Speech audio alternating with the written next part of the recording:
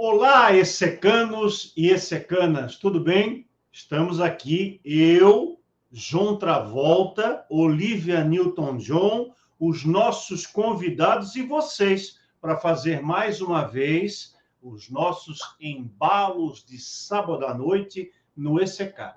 Ficamos muito felizes com a sua presença, com a sua audiência ao vivo nos canais do YouTube e do Facebook, que transmitem simultaneamente mais uma live dentro do projeto Com Kardec. Espero que você esteja feliz nesse final de ano, que você esteja na expectativa de mais uma mudança no calendário da humanidade e projetando para o ano que vem, assim como nós aqui do Com Kardec, uma série de boas realizações para o ano que virá. Por isso, a nossa alegria, a nossa satisfação de receber você. E esperamos o seu comentário, o seu questionamento durante a live de hoje, que encerra oficialmente o nosso planejamento, a nossa programação do ano 2022 do Espiritismo com Kardec.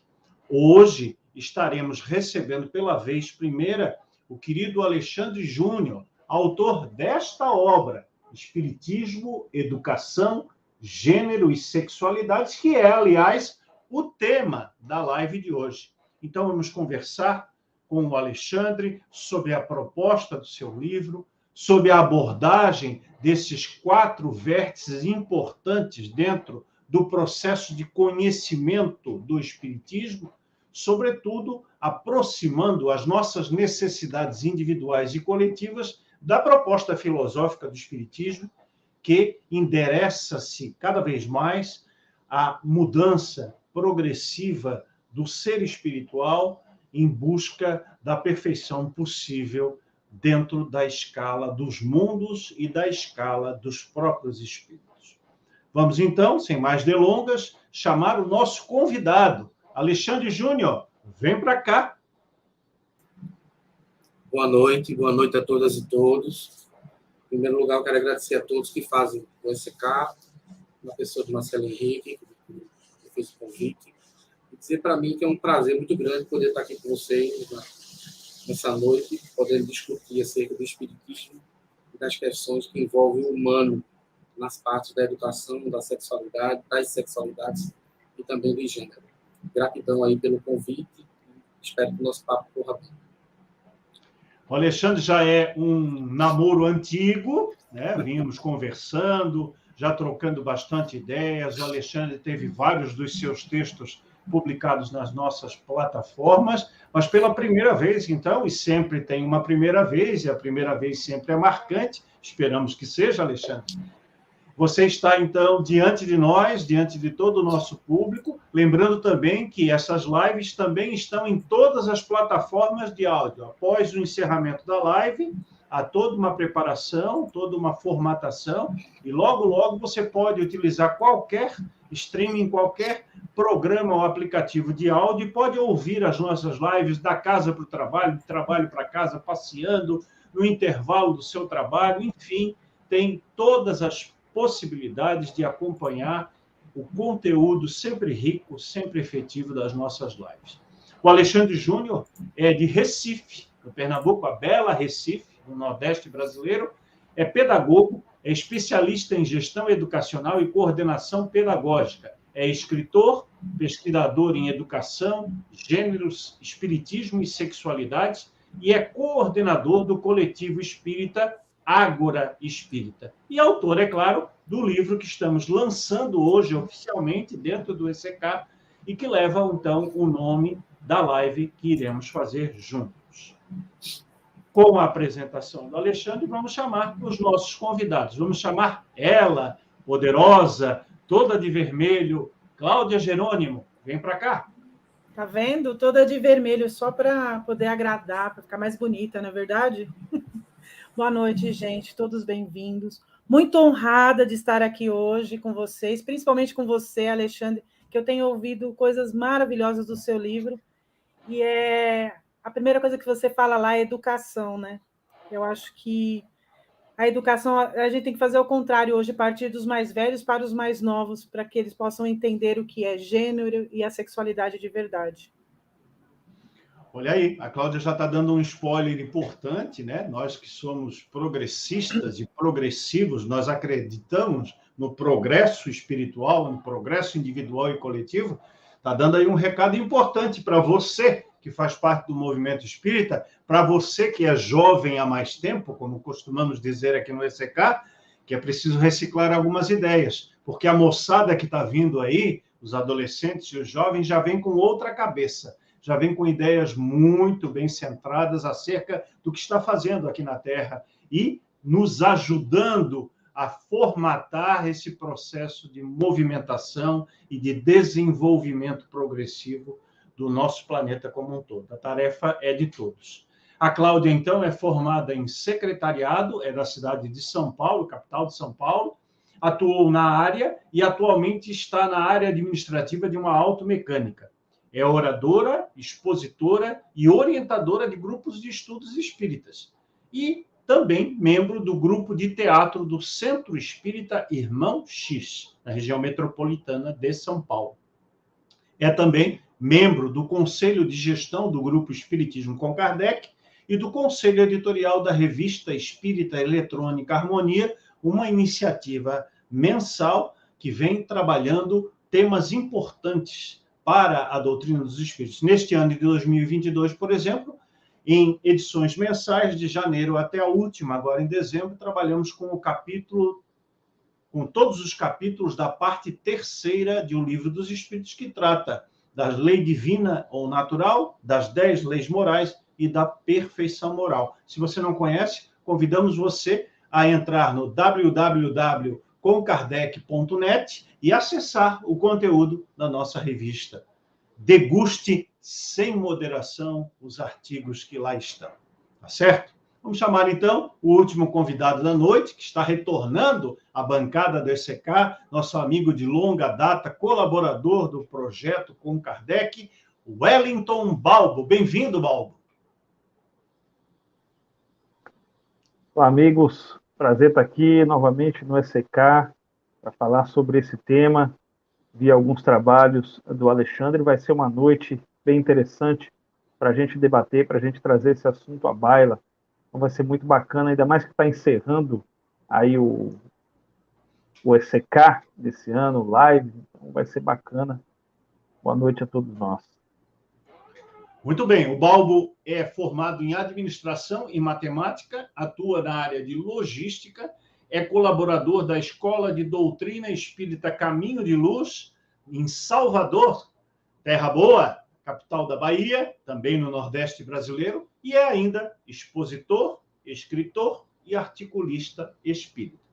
Feitos, então, a introdução, a apresentação dos nossos convidados, vamos destacar também que queremos agradecer a Alessandra Araújo, o Odilon Rios, o Manuel Fernandes Neto, o Nelson Santos, o Rosildo Brito, o Marco Borges, o Márcio Saraiva, a Maria Cristina Rivet, a Deise Manzando e a Eliana Haddad, que são figurinhas aí já conhecidas no movimento espírita, nas redes sociais, nas iniciativas vinculadas ao espiritismo, que colaboraram enviando para a coordenação do ECK algumas sugestões de abordagem para a temática da noite. Estão eles, então, conosco, sabe, Alexandre, Balbo e Cláudia, diversificando um pouco aí a ideia de trabalharmos essas temáticas tão importantes. Alexandre, vou começar com você e vou fazer algumas perguntas intercaladas, como é o ritmo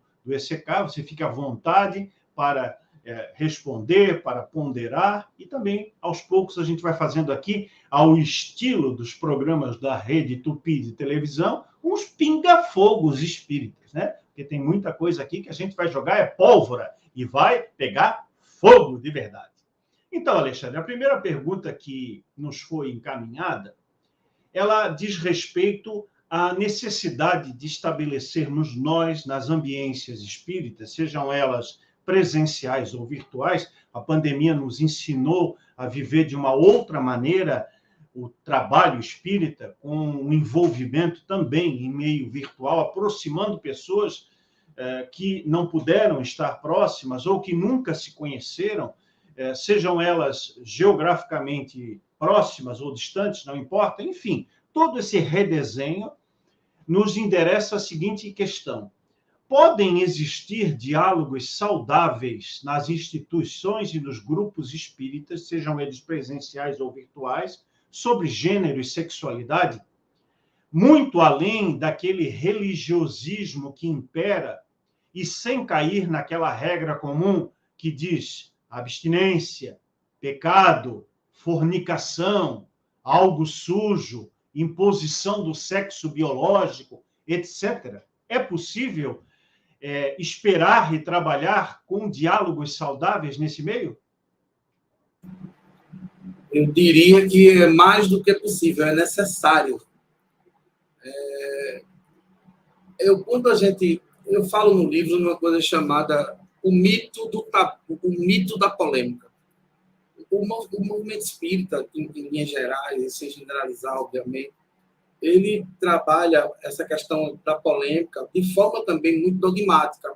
Então, a gente não deve trazer nenhum tema que seja polêmico para não mexer com o padrão vibratório das pessoas. Então, nós fizemos uma escolha durante a nossa trajetória, que foi a escolha do silêncio e da omissão, da discussão de determinadas temáticas. Enquanto pedagogo, eu penso que, como um bom pedagogo freiriano, que o conhecimento não se dá sem a problematização. E é necessário a criação do contraditório.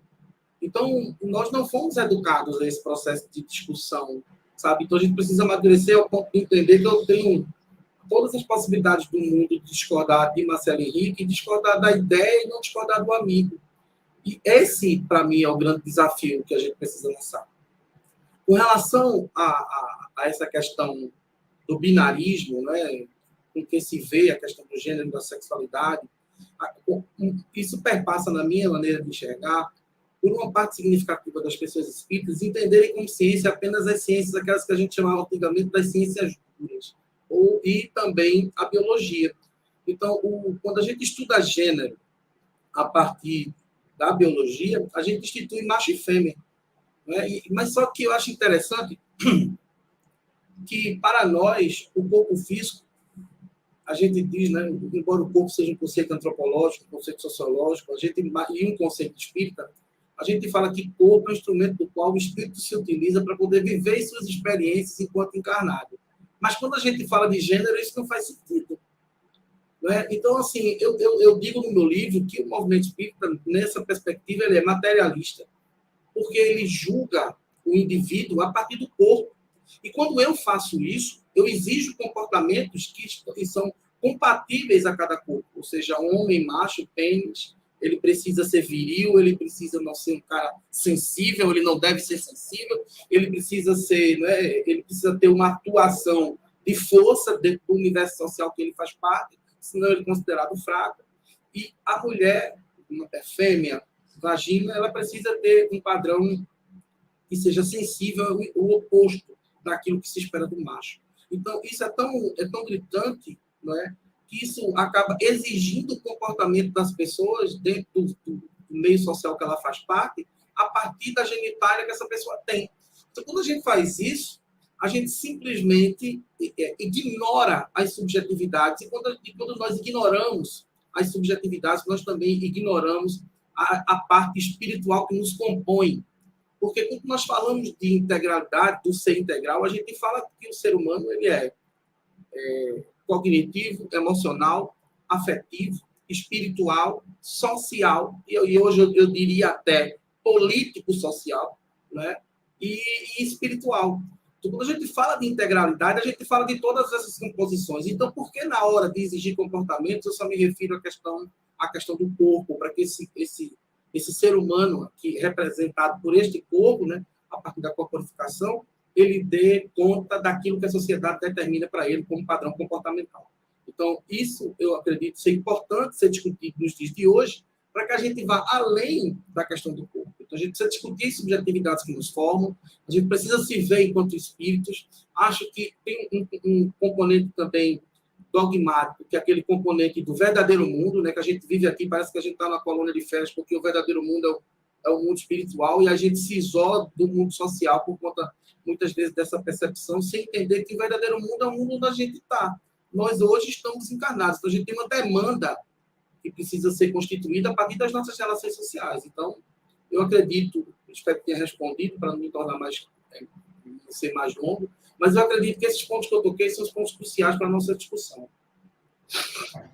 Penso que sim, Alexandre. Inclusive, vou trazer o Balbo para a conversa, né, já que no recorte de tudo que tu apresentou como uma proposta de não somente querer, mas materializar e empreender os tais diálogos saudáveis através da mudança de vários paradigmas que são heranças culturais, heranças religiosas, heranças de formação familiar, heranças de comportamento adquirido, heranças de um status quo determinado pelas federações, pelos grandes conglomerados espíritas, como se nós tivéssemos um pensamento único e não um pensamento plural sobre a forma de entender o espiritismo. Não é um pensamento plural sobre a filosofia espírita, né? Ainda que isso também seja permitido, porque já nos trabalhos de Allan Kardec nós percebemos diversas incursões, sejam de desencarnados como de encarnados, analisando sob prismas diferentes determinadas contexturas, sobre a obsessão, sobre a prática mediúnica, sobre o trabalho de assistência social, sobre o envolvimento na discussão da questão de Deus, etc, etc. Ou seja, esse pluralismo é mais que necessário. Então, Balbo, como encarar essa ideia de que nós precisamos melhorar a forma como dialogamos com frequentadores, trabalhadores, simpatizantes e aqueles que não estão na ambiência espírita ainda, mas fazem parte dos locos sociais onde nós estamos inseridos? Como melhorar a qualidade desses diálogos se grande parte dos espíritas ainda acham que, como o Alexandre bem colocou, nós estamos na Terra apenas de passagem, como se fosse uma colônia de férias, e que depois nós vamos para a verdadeira vida, onde lá vai ser estabelecida a aferição e a qualificação dos espíritos após mais uma experiência encarnatória. Ou seja, como encarar a necessidade de estarmos no mundo sem sermos no mundo?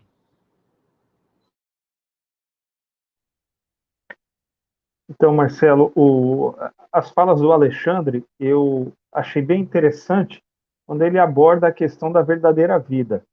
Nós temos esse hábito, realmente, nós espíritas temos esse hábito de considerar que a verdadeira vida é a vida espiritual, quando na realidade a verdadeira vida, seja no mundo dos espíritos, na erraticidade, ou aqui na Terra, ou em mundos similares, é a vida que nós estamos vivendo no momento.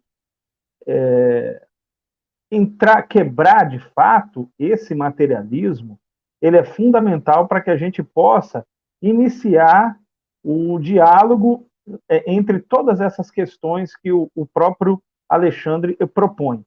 E eu vou aproveitar, eu estava lendo alguns trabalhos do Alexandre, e eu acho que ele é o nosso grande entrevistado da noite.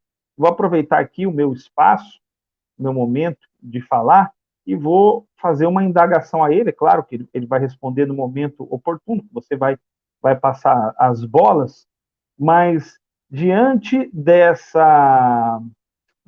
pensamento materialista, que nós muitas vezes nos dizemos espiritualistas, mas temos esse pensamento materialista, isso daí está em nós, é uma pena. A gente precisa começar a desenvolver essa forma mais espiritualista de enxergar a vida, o mundo, as situações, esse descarte da subjetividade do indivíduo. E aproveitando algumas falas que eu vi dele, eu vou logo para uma visão mais pragmática de resultado. Como a gente pode fazer, por exemplo, para trazer as pessoas que passam pela condição, né? Eu estava vendo até uma live que o Calazans, o drag queen lá, o Calazans fez, como a gente pode, e ele reclamava, inclusive, reclamava não, mas ele trazia esse ponto, inclusive, que ele não vai de drag queen para fazer uma palestra no Centro Espírita em que ele nasceu, embora eles já tenham dado um espaço a ele.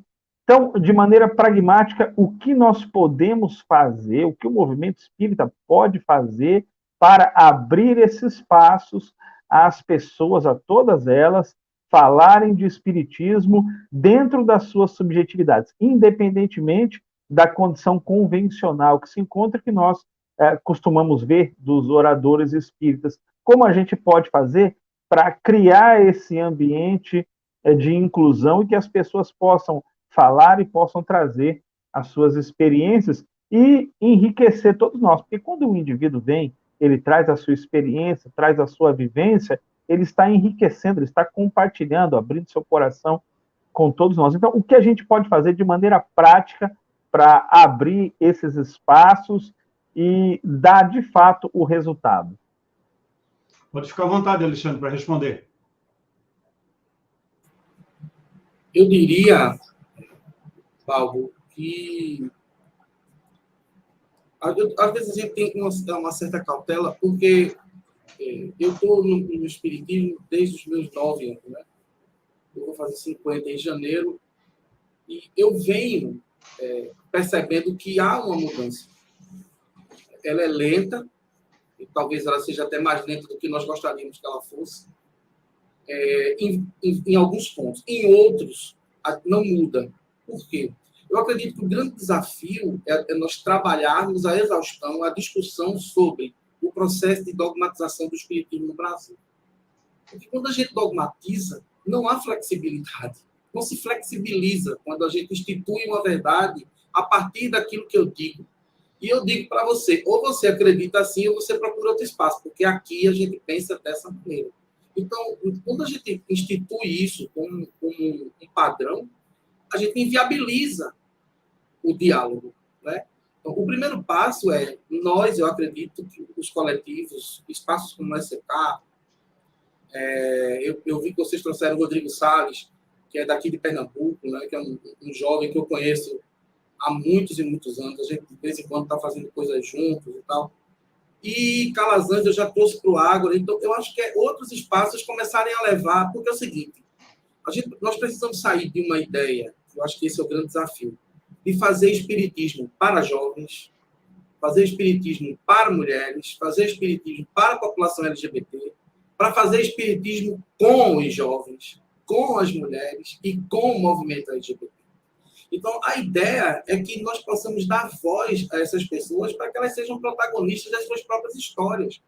Então, não é coerente, por exemplo, a gente vê, eu critico isso no livro, movimento tradicional aí, Dia Internacional da Mulher, aí 2 homens fazendo uma live representando uma federativa. É algo. Maternidade, 5 homens, porque são 5 pessoas de nome dentro do movimento espírita. Aí você vai falar sobre maternidade, tem 5 homens lá, não tem nenhuma mulher. Você faz um evento com 11 participações, tem 10 homens, 1 mulher e nenhuma pessoa preta, nenhuma pessoa da população LGBT.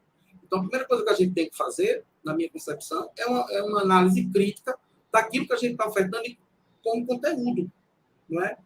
Porque eu digo sempre, e aí eu vou falar do sentido educacional, na forma pedagógica do ver, que reproduzir conteúdo é sempre muito mais fácil do que produzir conteúdo.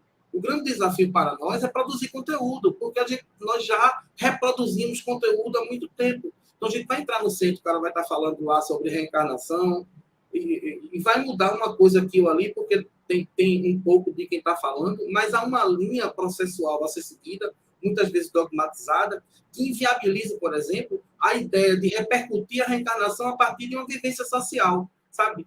Então, a gente alija as questões sociais da discussão da reencarnação.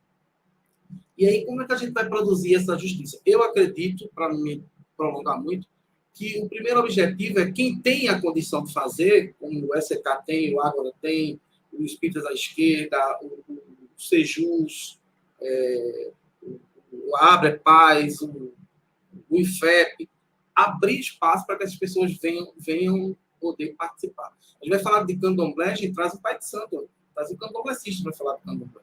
Vai falar de Umbanda, a gente precisa trazer alguém da Umbanda para falar da Umbanda. Eu trago o sacerdote lá da Umbanda para poder falar sobre Umbanda. Né? Vai falar sobre pretitude, traz uma pessoa preta, né? De preferência que estude, porque não é uma condição ser preto para entender de racismo ou ser homossexual para entender de gênero e sexualidade. Mas pessoas que estejam aí atuando na militância. Então, acredito que a primeira coisa é nós oferecermos esse espaço e acredito que com o tempo isso vai se instalar também nas questões presenciais. Por exemplo, o evento que eu vou participar 29 de janeiro, no Centro Espírita aqui em Paulista, né, que é uma cidade da região metropolitana aqui de Recife, fui convidado. Eu fui convidado, o Rodrigo, mas parece que ele não vai poder. E foi convidado, a pessoa queria convidar uma pessoa da seção de diversidade da OAB Pernambuco para vir falar sobre direito LGBT. E nós íamos dividir o espaço. E aí eu dei o contato de pai Edson, de Molu, que é um pai de santo, que faz parte da seção da diversidade da OAB aqui de Pernambuco, que a gente vai fazer isso junto. Então, presencial dentro de um centro espírita. Então, são tabus que vão se quebrando e eu acho que, lentamente, a gente vai oferecendo espaço para que essas pessoas tenham a possibilidade de serem, delas mesmas, falarem das suas próprias realidades e não nós. Muito bom, Alexandre. Eu acho que o questionamento do Balbo foi muito importante, porque ele mostra essa necessidade de nós realmente nos tornarmos inclusivos. Né? A sua fala, fazer com é diferente de fazer para, é uma tática que nós temos usado aqui no ECK com sucesso, pelo menos há 3 anos, trazendo justamente para o chamado lugar de fala muitos que representam determinados segmentos ou determinadas ideias, determinadas práticas, determinadas convicções, e, claro, fazendo uma dialética importante, colocando-as em posição de diálogo, em posição de debate fraterno, de debate construtivo, com pessoas que aparentemente até têm ideias ou interpretações um pouco diferentes. Esse eu vejo ser o grande projeto espírita para esse século, para essa nossa vivência atual do espiritismo. Deixarmos de nos encastelarmos na posição de donos da verdade, de conhecedores das questões espirituais, e abrirmos o debate franco com, dentro do espiritismo, dentro do meio espírita e fora dele, com qualquer outra convicção que tenha ligação com as temáticas que nós escolhemos. Isso me parece ser o grande salto de qualidade que o movimento espírita especializado, já que as federativas não se abrem para isso, nem interna nem externamente, adotarmos essa postura que pode realmente revolucionar a forma de comunicar e de dialogar em nome do espiritismo.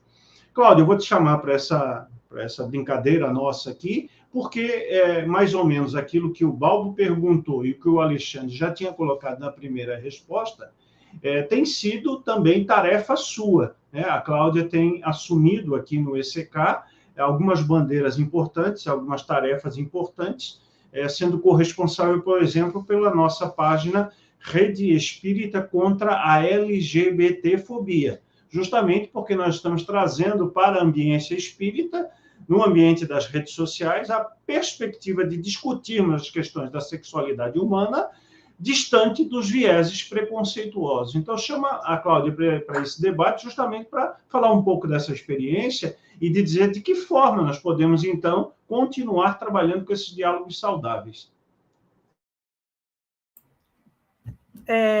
Trabalhar com a página da rede contra a LGBTfobia é uma das coisas mais importantes que eu coloquei aqui dentro do ECK. Eu iniciei falando sobre educação, é o ponto primordial, porque as pessoas não conhecem o que é gênero. Elas não sabem, elas vão falando sem saber, sem procurar estudar. Eu sou expositora do grupo preparatório lá na casa que eu frequento e tem uma aula sobre homossexualidade. Como que eu vou falar sobre homossexualidade segundo o espiritismo? Não, eu tenho que falar segundo o que acontece ao nosso redor. É a mesma forma. Por isso que é importante livros como o do Alexandre, como o depoimento do Calazans, que ficou meu amigo agora, eu fiquei muito feliz, como exatamente a rede, né, contra a LGBTfobia. Por quê? Porque nós trazemos conteúdos para que as pessoas entendam o que é. As pessoas têm muita mania de falar mal ou de falar que abaixa a vibração e essas coisas todas, porque não conhecem. É falta de conhecimento. Porque se lê a respeito... E tem muito material na internet, tem muito material de livros, e tem a vivência com as pessoas. Ouçam as pessoas da comunidade LGBT. Ouçam cada um dessas pessoas. Traga para perto, como o Marcelo falou, como o Alexandre falou, como o Balbo falou. Ouçam. É com as pessoas, né? Agora, em casas, por exemplo, casas espíritas, que a mulher, se ela vai com uma roupa vermelha, um brinco e um batom vermelho, já vem... Você não está querendo se aparecer muito, não? Se tem preconceito com esse tipo de coisa, quem dirá com as pessoas que venham uma drag maravilhosa como Calazans, vem montada, as pessoas já olham, opa, peraí, como pode isso? E por que não? É uma beleza, é como ela se vê, é a beleza de ser quem é, de poder passar o que é. E, com certeza, quando você consegue ser quem você é, você passa muito mais com alegria, com amor, com entusiasmo, e acolhe. Por quê? Quando uma pessoa está lá, do jeito que ela é, isso se espalha, e aí outras pessoas vêm, aí esse fica enorme. E é aí que a casa vai aprendendo muito mais e trazendo muito mais pessoas. E é o que nós queremos com a rede, né, Marcelo? Exatamente esse é trazer as pessoas para perto, para ouvir e para poder levantar essa bandeira em prol de todo mundo que tem que estar junto, não é verdade? Já basta preconceito em outros lugares, né? Muito bem. Esse tem sido, para nós, o grande divisor de águas, sabe, Alexandre e Wellington? A partir do momento em que a gente trouxe essas pautas de uma maneira mais efetiva, mais presente no ECK, nós acabamos tendo depoimentos seguidos de pessoas que se viam exatamente nesse quadrante que a Cláudia acabou de colocar, né? Excluídas da ambiência espírita por causa da sua forma de entender o mundo, a sexualidade, os gêneros, e de não encontrar ressonância nem reciprocidade, tampouco espaço para poder desenvolver a sua própria espiritualização, a sua própria espiritualidade nas ambiências que eles escolheram para atuar dentro do chamado meio espírita. Vamos fazer uma outra pergunta e vou pedir para a produção colocar na tela, porque o Luiz Gustavo, nosso companheiro que já esteve aqui também em uma live, ele fez uma pergunta exatamente dentro daquilo que a gente mapeou. Pode deixar aí. Alexandre, o que você pensa da tese espírita de que a homossexualidade se explica pelas inversões de sexo nas diferentes reencarnações? Na sua visão, isso ajuda a combater a homofobia?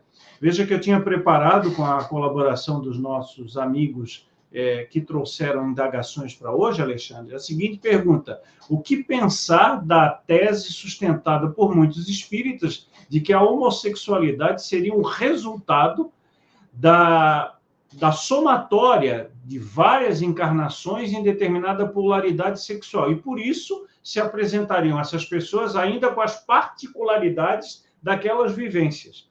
Não seria isto a simplificação errônea, equivocada, da diversidade sexual do gênero humano?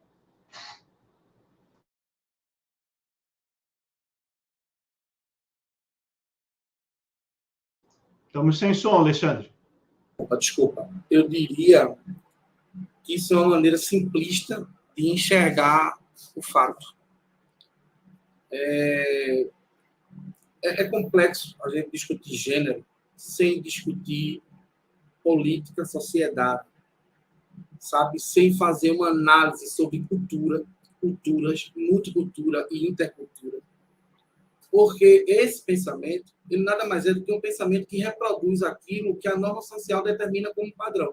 O padrão que rege a sociedade brasileira, além de, na sua estrutura, ser machista e patriarcal, ele estabelece exatamente como nós vemos as relações que se estabelecem no gênero, né?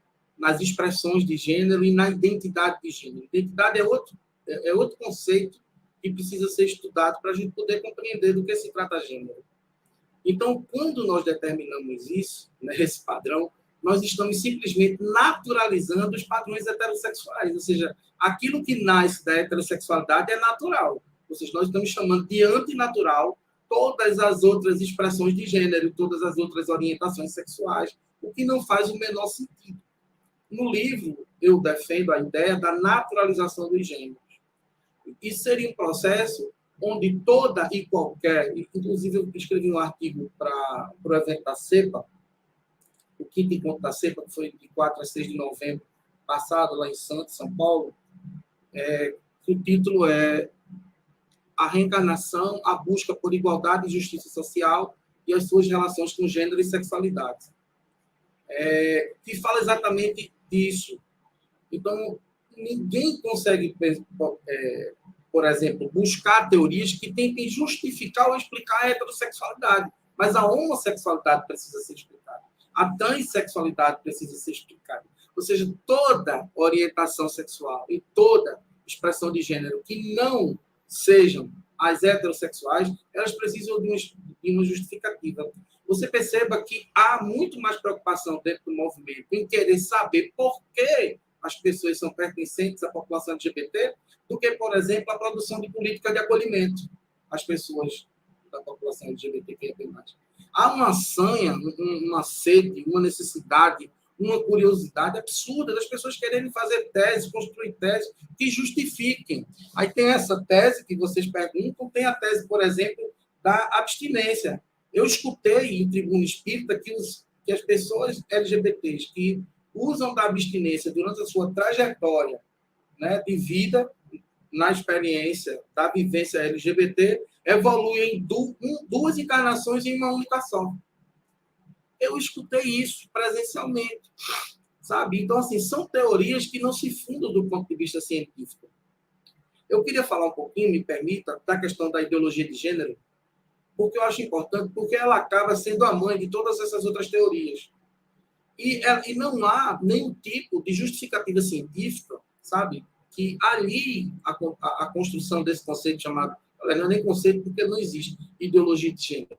Porque quando a gente fala da ideologia de gênero, que é um conceito que surgiu dentro de uma ala conservadora da Igreja Católica, diga-se bem, de uma ala conservadora da Igreja Católica, ou ultraconservadora, que tinha só como objetivo fazer com que as discussões de gênero não fossem constituídas e que os direitos não fossem instituídos à população LGBT em nome e em defesa da família tradicional brasileira.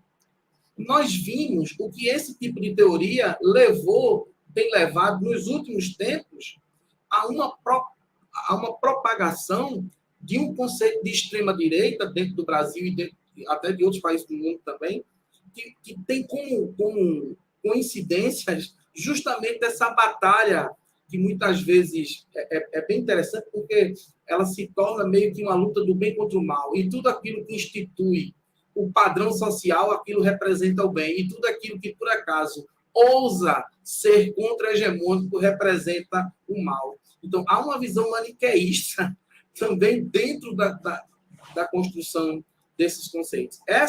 Por que é importante falar da ideologia de gênero e dessa visão maniqueísta? Porque dentro dos centros espíritas se multiplica essa ideia e muitas pessoas homossexuais são colocadas em eternos tratamentos desobsessivos e não saem mais dali. E não têm acesso, muitas vezes, aos trabalhos da casa.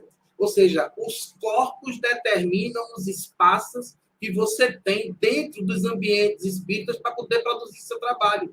Eu sempre falo em alguns exemplos, mas assim, conheci dois que me impactaram bastante. Tem um casal de pessoas homossexuais, 2 homens casados, que iam, um ia de carro e um de Uber para o centro, para que as pessoas não soubessem que eles eram casados. Não é? E um casal de amigas lésbicas que resolveram ficar juntas, faziam muitos anos que faziam parte da instituição, quando elas disseram às pessoas do centro, foram colocadas em desobsessão, foram tiradas de todos os trabalhos, passaram 2 anos e meio de desobsessão até que saíram do centro. Então, o que dá valia para que as pessoas façam isso com esses corpos é esse pensamento validado pela ideologia de gênero, é essa visão que está na pergunta que você fez, na pergunta do meu querido amigo Luiz Gustavo, a quem eu mando um abraço apertado para ele, né, que tem como objetivo justificar a autonomia, não é, da heterossexualidade sobre as outras orientações sexuais. Então, o que é que difere do ponto de vista comportamental, não é, uma pessoa homossexual? Ou seja, você está dizendo em outras linhas também que a questão da orientação sexual ela determina caráter. porque as pessoas que não são da população LGBT, elas podem sair do motel para dar passe dentro do centro, mas isso é do macho. O macho é natural que o macho tenha esse tipo de comportamento, ou seja, ainda há uma propulsão dessa ideia. Quando o quase ex-presidente disse, né, para todo mundo ouvir, rolou um clima, e eu vi pouca gente se manifestar contra aquilo, porque um homem de 60 e poucos anos não rola clima com uma menina de 13, 14 anos, sabe? Mas aí eu fico pensando nesses comportamentos que são naturalizados a partir do corpo. Você entende por que é importante discutir isso? Porque são comportamentos que são validados a partir de que corpo você ocupa. Ou seja, o corpo macho, isso é normal. Mas se uma mulher desejar um homem e ela der em cima desse homem, há vários adjetivos para ela. Mas o homem que dá em cima de várias mulheres, esse cara é visto como um pegador. Então, essas coisas que parecem que não fazem sentido, elas são muitas vezes colocadas dentro do centro espírita sem uma discussão profunda, porque dentro do centro a gente também criou um outro conceito muito dogmatizado e, para mim, bem religioso, que é aquela ideia de mundo lá fora e mundo aqui dentro. Então, parece que o centro espírita está imune a essas realidades. Mas ele não está. O centro espírita nada mais é do que um espaço social. E nesse espaço social vai acontecer aquilo que acontece na sociedade. E as pessoas espíritas são aquilo que a sociedade é. Então, não dá para a gente criar uma ideia romantizada de que os centros espíritas estão imunes ao machismo, à LGBTfobia, sabe? Ao racismo. Então, isso para mim é importante ser dito. Então, para mim, enquanto pesquisador, não faz nenhum sentido essa ideia de que você nasce 10 vezes homem, 10 vezes mulher, aí vai encarnado homem, aí não deu tempo de se adequar, aí vai ser homossexual. Não, isso não faz sentido. A gente nasce porque isso fazem parte do campo, né, do campo das experiências, da construção de saberes que nos formam enquanto sujeitos. Então, quando nós... É isso que eu falo. A forma da gente ver a reencarnação, eu digo assim, para fazer um paralelo, às vezes a gente vê a reencarnação, a vida como a bigorna, nós somos o dedo e Deus é o martelo. Então, às vezes, a forma de ver a reencarnação é que a gente tem que expurgar, tem que sofrer, tem que espiar o tempo inteiro. E não, cara, eu vejo a reencarnação, pelo menos as minhas pesquisas me levam a ver, como um processo pedagógico, educativo, sabe? Que tem como objetivo não produzir ações que façam com que você sofra constantemente, mas lhe educar no sentido da vida. E do ponto de vista do humano, não há processo educativo que se dê sem a relação social. Desse ponto, para encerrar minha fala, eu entendo que não haverá mundo de regeneração sem igualdade, sem justiça social. Mundo de regeneração sem igualdade e sem justiça social é falácia. Muito bem. Essa tua figura de linguagem da bigorna, do dedo e do martelo é sensacional, né? Porque ela encampa exatamente o modus procedendi das instituições espíritas e seus grupos de estudo e mediunidade que visam dar uma resposta encaixotada, uma resposta padrão para a condição de penúria ou de dificuldade que todos nós estamos submetidos pela condição de estarmos encarnados e pela orientação contida na filosofia espírita de que um dos vértices que compõem a nossa existência seria o resgate de situações do passado. Existem outros dois tão importantes, se nós pudéssemos colocar isso num diagrama, já que estamos aqui com um matemático presente, o nosso Wellington Balbo, se fôssemos colocar isso numa fórmula, o que é a encarnação? A encarnação é um composto, é um complexo, é uma fórmula que envolve o somatório de provas, expiações e missões. Aí me parece, nessa fala do Alexandre, que é uma fala comum e que nós estamos aqui criticando construtivamente, parece que se dá um componente de 7 vezes para a expiação e os outros 2, prova e missão, digamos, a gente ficaria com 2 e 1 para somar 10 e dividir por 10 para igual a 1, que seria a encarnação de cada um de nós. Né?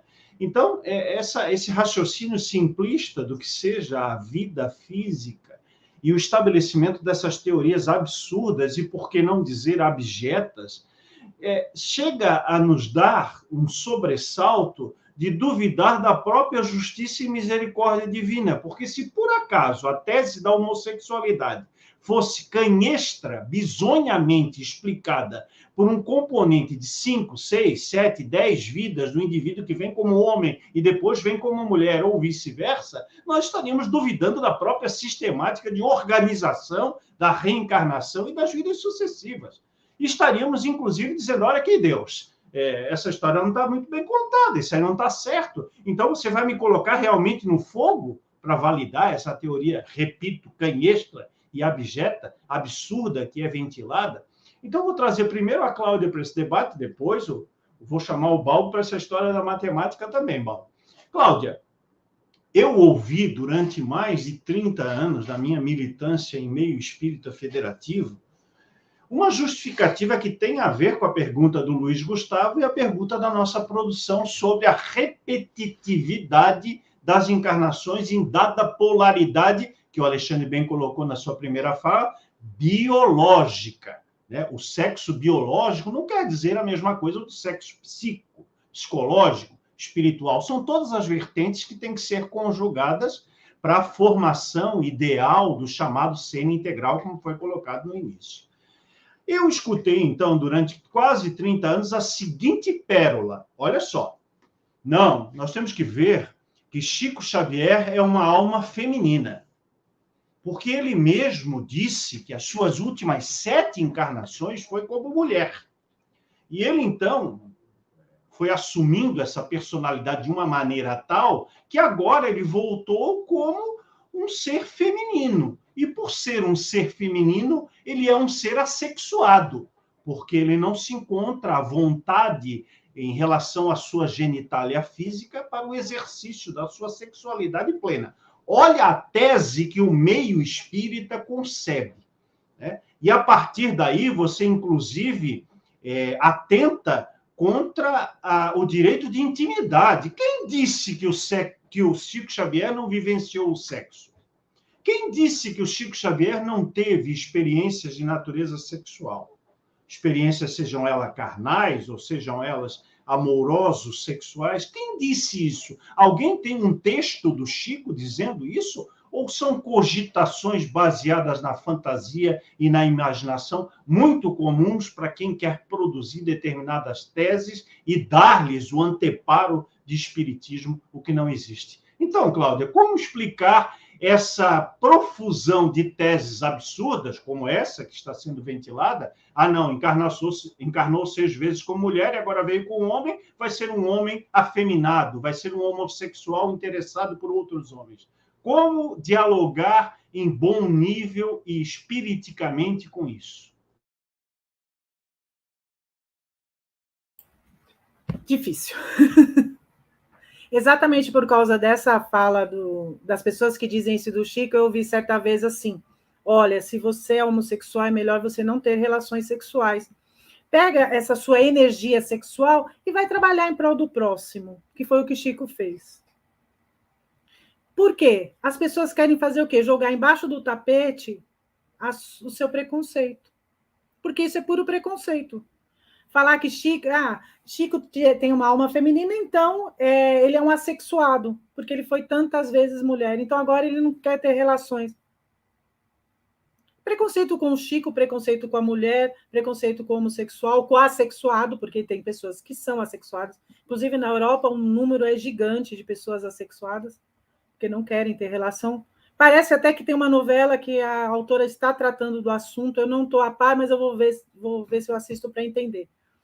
Mas é jogar exatamente para baixo do tapete. Eu não quero entender o que é gênero, eu não quero entender o que é sexualidade, eu não quero entender nada disso. Simplesmente o espiritismo não trata disso e pronto. E é isso, jogar o preconceito embaixo do tapete. Por quê? Aí a gente volta lá no começo.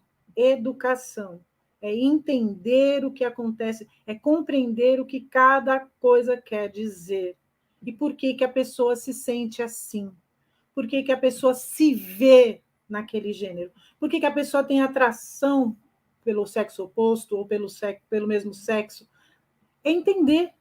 É simplesmente entender. É se colocar no lugar do outro. É muito fácil eu chegar aqui, Cláudia, né? E falar, sem ter compreendido, sem ter estudado, sem ter lido, sem ter conversado com as pessoas. Porque o mais importante é o que você falou, é trazer as pessoas, é conversar. E você pode ter certeza que essas pessoas não conversaram. Simplesmente jogam as teorias porque acham, né? Aí vem pessoas, assim, o Chico me disse. Aí pronto, aí acaba tudo. E como disse a Débora no comentário dela, né? Grande orador espírita vai lá e fala de ideologia de gênero. Como ele é um homem muito bondoso, então o que ele fala está correto. E aí, mais teorias e mais teorias e mais teorias. Eu acho que é isso. E na matemática eu me perdi lá no 1 mais 1 mais 10 lá e fiquei perdida, tá? Só para eu te falar. Eu fiz apenas uma fórmula simples, o Balbo vai poder até, quem sabe, discorrer mais a respeito, embora a minha pergunta não seja só sobre a questão matemática, né? É que eu disse que, assim, no universo de 10 que se comporia a nossa encarnação, as pessoas acham que para chegar no 10 é 7 de expiação, 2 de provas e 1 de missão. Então, 7 mais 2 mais 1 dá 10. 10 dividido por 10 dá 1, aí dá a encarnação. E aí dão esse sobrepeso à expiação, como se nós fôssemos criaturas coitadinhas, que estamos aqui com a cruz do Cristo nas costas e viemos para sofrer, para pagar, para purgar, que você sabe, eu sei, todos nós sabemos, você lê obras espíritas, você assiste palestras, você participa de encontros, essa é a tônica da casa espírita. Ah, você está sofrendo? Então é porque você fez coisas ruins na outra vida, meu irmão. Então, abrace a sua cruz, abrace Jesus, que a partir daí a sua vida melhorar. Não é isso que você ouve, não é isso que você lê? Então fica difícil dialogar com isso, com essa apologia do sofrimento, da dor, da culpa e da salvação, que são a revivescência, a repetição de todas as teologias cristãs que nós conhecemos, seja das igrejas tradicionais, criadas lá no século III, muito pouco tempo depois do Cristo, até as neopentecostais hoje, todas elas trabalham com essa fórmula. Mas a minha pergunta para o Balbo é justamente dentro desse encaixe que se faz dessa fórmula mágica para dizer, não, você é um homossexual porque você está condicionado às encarnações anteriores a ter um comportamento assim. Então, é uma forma que o plano espiritual encontrou de fazer com que você evolua, como o Alexandre bem colocou, né? Então, o indivíduo tem essa predileção, esse comportamento, essa atitude, essa vontade, esse exercício, ele está evoluindo mais rápido, porque ele está, inclusive, no dilema, segundo essa teoria esquisita que pregam, de que, então, ele teria melhores condições com isso. Mas, Balbo, você, durante muito tempo, trabalha com a questão do suicídio. Nós, inclusive, aqui no SCK, tivemos muitas oportunidades de trabalhar com você nessa temática, fazendo lives, fazendo textos, fazendo documentos, tratando sobre uma nova abordagem da questão do suicídio, diferente daquela que é dita nas obras principais que tratam de suicídio e nas grandes conferências de espiritismo nesse país, de que o suicídio é uma alma muito penosa, muito condenada, é uma alma que vai sofrer muito, etc, etc. Uma pedagogia, de uma apologia de um sofrimento sem nenhuma necessidade, sem nenhuma utilidade. Aí eu quero encaixar, então, esse viés do suicídio, dentro também da ideia da matemática que a gente já tratou, para encarar como é que você vai trabalhar a questão da sexualidade de uma forma saudável, de uma forma espiritualizada, num ambiente que protagoniza essas questões que nós trouxemos aqui. Isso não é um convite para o indivíduo que está envolvido em experiências sobre gênero e sexualidade diferentes daquele padrão ortodoxo, conservador, espírita ou religioso que é apresentado, não é uma porta aberta para o suicídio para essas criaturas? Marcelo, obrigado por abrir espaço a esse tema. Sem dúvida que é. O suicídio, ele é um evento multifatorial. A gente sabe que não tem apenas uma questão que leva o indivíduo a cometer o suicídio. E dentro do trabalho que a gente realiza, das pesquisas que nós já fizemos acerca do suicídio, eu vou falar um pouco sobre esse trabalho e introduzir aí uma pergunta para o Alexandre dentro desse trabalho que nós já realizamos. Eu estive acompanhando um uma live que ele fez com o pessoal do coletivo Maria Filipa, e a apresentadora, a Viviane, ela fez um comentário que eu achei extremamente significativo, já que nós vamos abordar agora, a gente vai entrar nessa questão do acolhimento. Ela disse o seguinte, isso acontece muito, eu mesmo já vi isso ocorrer várias vezes. O indivíduo, ele ocupa um determinado cargo no centro espírita, ele é presidente, vice-presidente, diretor, enfim, e ele não pode tomar o passe na sua própria casa, ele tem que sair, porque se ele toma o passe lá na sua casa, as pessoas já questionam a sua autoridade, já consideram que ele esteja passando por algum problema e não dão o mais crédito àquele indivíduo que, na realidade, ele está precisando apenas de uma assistência, ele é um ser humano, ele é um espírito encarnado como todos nós aqui. Então, ela fala nesse sentido, abordando justamente a questão do acolhimento.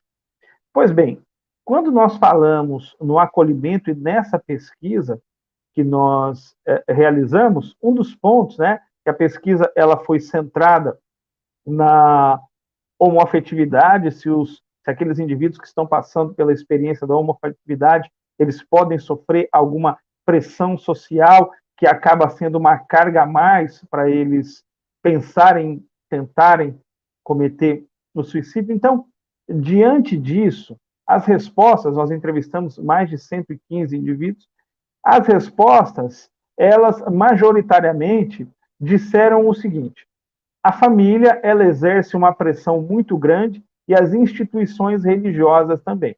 Então, perceba que você tem aqui, no próprio dirigente espírita, nos homoafetivos, uma pressão das instituições religiosas, uma pressão da família. Eu gostaria de saber do Alexandre como ele encara essa questão da família diante do acolhimento e também do centro espírita diante do acolhimento. Será que falta acolhimento dessas instituições religiosas, não apenas para o dirigente espírita, aquilo eu trouxe como exemplo do que ela disse, mas para as pessoas que estão passando pela experiência da homoafetividade? Será que falta acolhimento tanto no centro espírita, pelo menos foi isso que as nossas pesquisas indicaram, como na família? E se ele considera que sim, o que pode ser feito para que as pessoas, dentro de suas subjetividades, possam ser melhor acolhidas? De que maneira a gente pode ter um olhar mais fraterno, mais carinhoso, mais acolhedor diante dessa realidade que se apresenta? Pode responder, Alexandre. Balbo, é um bom questionamento. Acredito que todas essas questões elas perpassam pela ideia da educação. A naturalização das discussões das temáticas, para mim, seria o primeiro passo. Então, quando a gente tem um processo de dogmatização profundo que inviabiliza e invisibiliza determinadas discussões, como a discussão de gênero, a discussão de raça, por exemplo, fica difícil a gente produzir algum tipo de conhecimento ou de vivência diferente daquela que é estabelecida pela falta de conhecimento. Então, veja, se nós instituímos que é regra que as pessoas são homossexuais porque elas nasceram 10 vezes homem e vão vir mulher, então o que é que essas pessoas precisam fazer? Aceitar e pronto. Então, a gente não precisa discutir dentro do centro e o acolhimento ele vai ser feito, mas ele vai ser feito dentro de normas estabelecidas. Olha, aqui tu vai ser tratado bem, porque todo mundo vai te tratar bem, mas tu sabe que aqui tu não vai poder fazer isso, aí vamos estabelecer as normas daquilo que pode, daquilo que não pode. O processo educacional, para mim, ele tem como objetivo, eu contemplo até algumas discussões aí do chat de Luciana e Débora, se não me falha a memória, estão falando sobre educação. Eu trato desse artigo que eu escrevi para a CEPA de uma coisa que é bem freiriana, que é o processo de vir a ser. Vir a ser é munir o ser humano de recursos, que para mim é a função da educação dentro dessa perspectiva pedagógica, que é munir você de recursos para que você dê conta da sua própria demanda. Esse processo de unir você de recursos cria uma coisa chamada autonomia.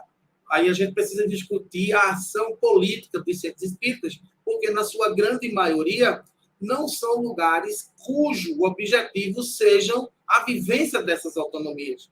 Então, a primeira ideia é discutir os espaços de acolhimento, a realidade que formam esses espaços, né? E contextualizar essa discussão a partir de questionamentos, por exemplo, como esse que a gente está fazendo agora. Porque se eu instituo, né, o que significa ser homossexual a partir de uma ideia espírita, a partir do corpo, eu estou fazendo um espiritismo materialista. Eu não consigo entender como as pessoas espíritas não conseguem ver isso. Então, eu acredito que o primeiro passo para se produzir acolhimento é entender do que se fala.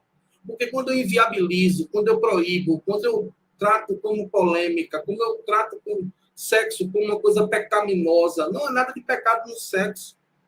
Sabe, essa coisa da promiscuidade, a gente precisa discutir o que é promiscuidade. Porque isso vira juízo de valor. Uma outra coisa que eu defendo é uma ideia, por exemplo, de nós rediscutirmos, por exemplo, o que significa moral. O que significa moral? Uma parte do movimento espírita brasileiro transformou moralidade, que é uma régua moral, que tem como objetivo exigir comportamentos que muitas vezes nem você está pronto para dar, para que os outros vivam. Então, você cria aquilo ali e as pessoas vão precisar agir daquela maneira. Quando, na realidade, a moral no espiritismo seria a relação da vivência da ética comportamental espírita e o que você entende dessa relação no mundo do qual você faz parte. Isso seria a moral espírita. E não eu dizer, por exemplo, porque quando eu sigo essa ideia de moralidade e quem alimenta essa régua, quem cria base, né, métrica para essa régua, são os conceitos sociais, eu trato, por exemplo, a homossexualidade como algo imoral. Então, é imoral porque a regra que estabelece esse julgamento ela é simplesmente abastecida pela norma social vigente. A sociedade, eu gosto sempre de falar desses números, embora me repita, mas eu peço licença a vocês, o Brasil é o país que mais mata a comunidade LGBTQIAP+, do planeta. Mas, em contrapartida, é o país que mais consome pornografia LGBTQIAP+, do planeta. Então, há uma hipocrisia absurda na relação dessa instituição, das instituições, desses valores que estabelecem as nossas relações. Então, a primeira coisa para mim é informação, conhecimento, sabe? Dar às pessoas a possibilidade de entenderem do que se trata. Né? E um outro processo, que aí é muito complexo, mas é você entender que o espiritismo não é essa coisa dogmatizada que a gente tem vivido. Kardec, eu acho bem interessante que você já escutaram vários expositores dizerem assim, né? Kardec diz que se a ciência desmentir o espiritismo, naquele ponto específico, deixa o espiritismo e siga a ciência. E esse conceito se reproduz aí dentro do movimento espírita. Mas eu acho isso bem interessante, porque se o espiritismo fosse um dogma, como é que essa frase caberia? Vocês conhecem algum dogma que mudou? Então não muda, cara. Dogma não muda. Então, uma outra coisa urgente, eu acredito ser, rediscutirmos determinados conceitos que, dentro do espiritismo, validam o pensamento preconceituoso. Por exemplo, o conceito de civilização trazido por Kardec. A gente precisa rediscutir o conceito de civilização trazido por Kardec. A gente precisa discutir, por exemplo, superior e inferior. Superior a quem? Inferior a quem? Civilizado para quem? Incivilizado para quem? Quem é o civilizado? Quem é o incivilizado? Aquele que até hoje convive bem melhor que a gente com a natureza? São os povos originários? Ou nós que devastamos tudo para poder ganhar dinheiro em cima dessa devastação? Quem é o civilizado? É aquele que não precisa, sabe, empilhar capital? Ou é aquele que precisa somente da agricultura de subsistência? Então, esses conceitos a gente precisa discutir. E ter a coragem, que eu acho que esse é outro desafio, e acredito, estou desenhando meu próximo livro em cima dessa realidade, que é uma visão decolonial do espiritismo, é discutir e entender que o espiritismo é, sim, produzido a partir de uma visão colonial. Isso, às vezes, machuca as pessoas, mas é um fato. Kardec é um cara do século XIX, né? Está lá no meio do iluminismo, uma ideia bem cartesiana, e aí a gente vê pessoas dizer assim, o espiritismo responde a todas as perguntas. Minha gente, nenhuma filosofia no planeta responde a todas as perguntas. E isso muitas vezes valida os médiuns, por exemplo, acharem que podem, médiuns e palestrantes conhecidos, às vezes não são nem médiuns, mas são, né, estão nos holofotes aí das instituições, do espírito institucional, né, acham que pode falar sobre todo o tema. Cara, quem é que pode falar sobre todo o tema? Qual é o ser humano que tem competência para falar sobre todo o tema? Não, mas o espiritismo não te dá, isso é arrogância. Então, a gente precisa discutir isso para trabalhar com um pouco mais de humildade, essa percepção, e trabalhar ativamente em desfazer determinados conceitos. Por exemplo, tem uma coisa que precisa ser desfeita dentro do movimento espírita, que é o apartheid dos assistidos e quem assiste. Se vocês conhecerem aí 5 assistidos que fazem parte do trabalho regular das casas espíritas, eu vou fazer 3 evangelhos no lar para poder agradecer a Deus, porque não há essa relação. Não há. Como é que a gente vê aquelas pessoas? Nós vemos aquelas pessoas como corpos a alimentar e não como seres humanos carregados de subjetividades, de intelectualidades, de diversidades e que podem colaborar na produção intelectual da instituição. Por que não? Porque o espiritismo é algo para pessoas cultas. Então, nós também não conseguimos levar o espiritismo para as baixas camadas. Só que a gente não leva em consideração que a maior parte, né, da massa brasileira está nas baixas camadas. E a gente quer tornar, veja, um processo de proselitismo, que eu acho que ele inviabiliza essa discussão e esse acolhimento, é porque a gente acha, por exemplo, que a gente não precisa dialogar com ninguém, porque o espiritismo por si só dá conta dele. O maior desafio que eu enfrentei para escrever esse livro, e eu digo isso sempre, foi produzir um diálogo. Eu, pelo menos, tento fazer isso. Né? Os leitores vão dizer se eu fiz, mas assim, eu tento fazer isso, que é produzir um diálogo entre autores que tratam de gênero, que são nihilistas, materialistas dialéticos, ateus e ateias, com autores espíritas que são espiritualistas na construção dos seus conceitos. Fazer esse diálogo sem respeitar a epistemologia espírita, sem desrespeitar a estrutura, né, de base de conhecimentos espíritas, mas também sem desrespeitar aquilo que a ciência do hoje fala, em detrimento daquilo que a ciência falava no século XIX, foi o meu grande desafio. Mas, para minha surpresa, enquanto pesquisador, eu pegando Judith Butler, que é uma filósofa estadunidense que fala sobre gênero, e vi na obra de Butler muito mais espiritualidade do que eu vi em muito livro mediúnico que eu li na minha trajetória. E ela é uma pessoa, né, ateia, que se diz niilista, que se diz materialista dialética. Ela é pós-estruturalista na construção filosófica das suas coisas, dos seus pensamentos. Então, quando a ideia dela ela destrói, até não ter mais nada de bingo, aí entra o espírito. Quando para ela para a gente começa. Então, esse seria o maior desafio. Então, eu vi Butler, por quê? Butler, no livro Corpos em Aliança, ela usa um termo que, para mim, hoje, ele lida muito melhor com as questões sociais do que o termo caridade que a gente está vivendo dentro do movimento espírita. Que, para mim, é um termo que precisa ser discutido. Né? Há ruídos na compreensão desse tema. Né? E ela fala de solidariedade social. Quando eu li, eu chorei. Eu digo, meu Deus, a mulher está pensando num todo. Ela está pensando na sociedade. Ela está pensando numa discussão social. Ela não está pensando nessa famigerada reforma íntima, que de tão íntima virou egoísta.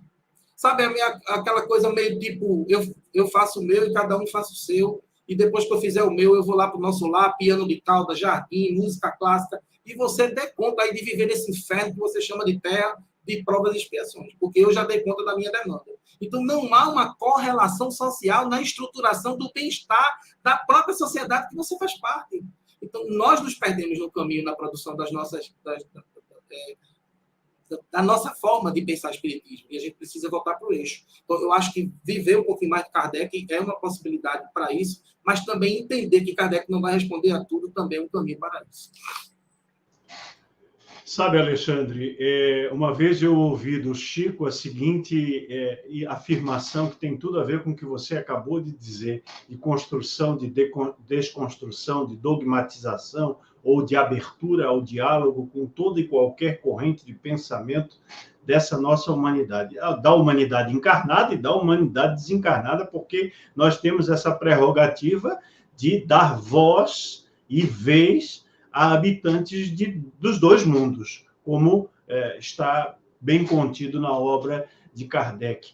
O Chico dizia assim: eu conheço muito espírita que está aí pagando o seu carnezinho do BNH. Os mais antigos não vão saber o que é BNH, né? O Banco Nacional da Habitação, um carnezinho que todo assalariado pagava para poder comprar uma casa própria, um apartamento, um terreno, etc. e tal. Então, fazia uma poupança forçada, pagando o carnê para o banco oficial do governo para ter direito a isso. Então, o Chico usava essa expressão, essa figura de linguagem, para dizer: tem muito espírita aí pagando o seu carnezinho do BNH para o nosso lar e acha piamente, crê piamente, que quando desencarnar vai encontrar seu terreninho, a sua casinha, o seu apartamento, o seu piano de cauda, a sua mansão de frente para o mar, na colônia espiritual da sua preferência, que pode ser nosso lar ou qualquer outra. Nós aqui no ECK não advogamos essa ideia esdrúxula de colônias, mas a grande maioria do movimento espírita religioso se vale disso como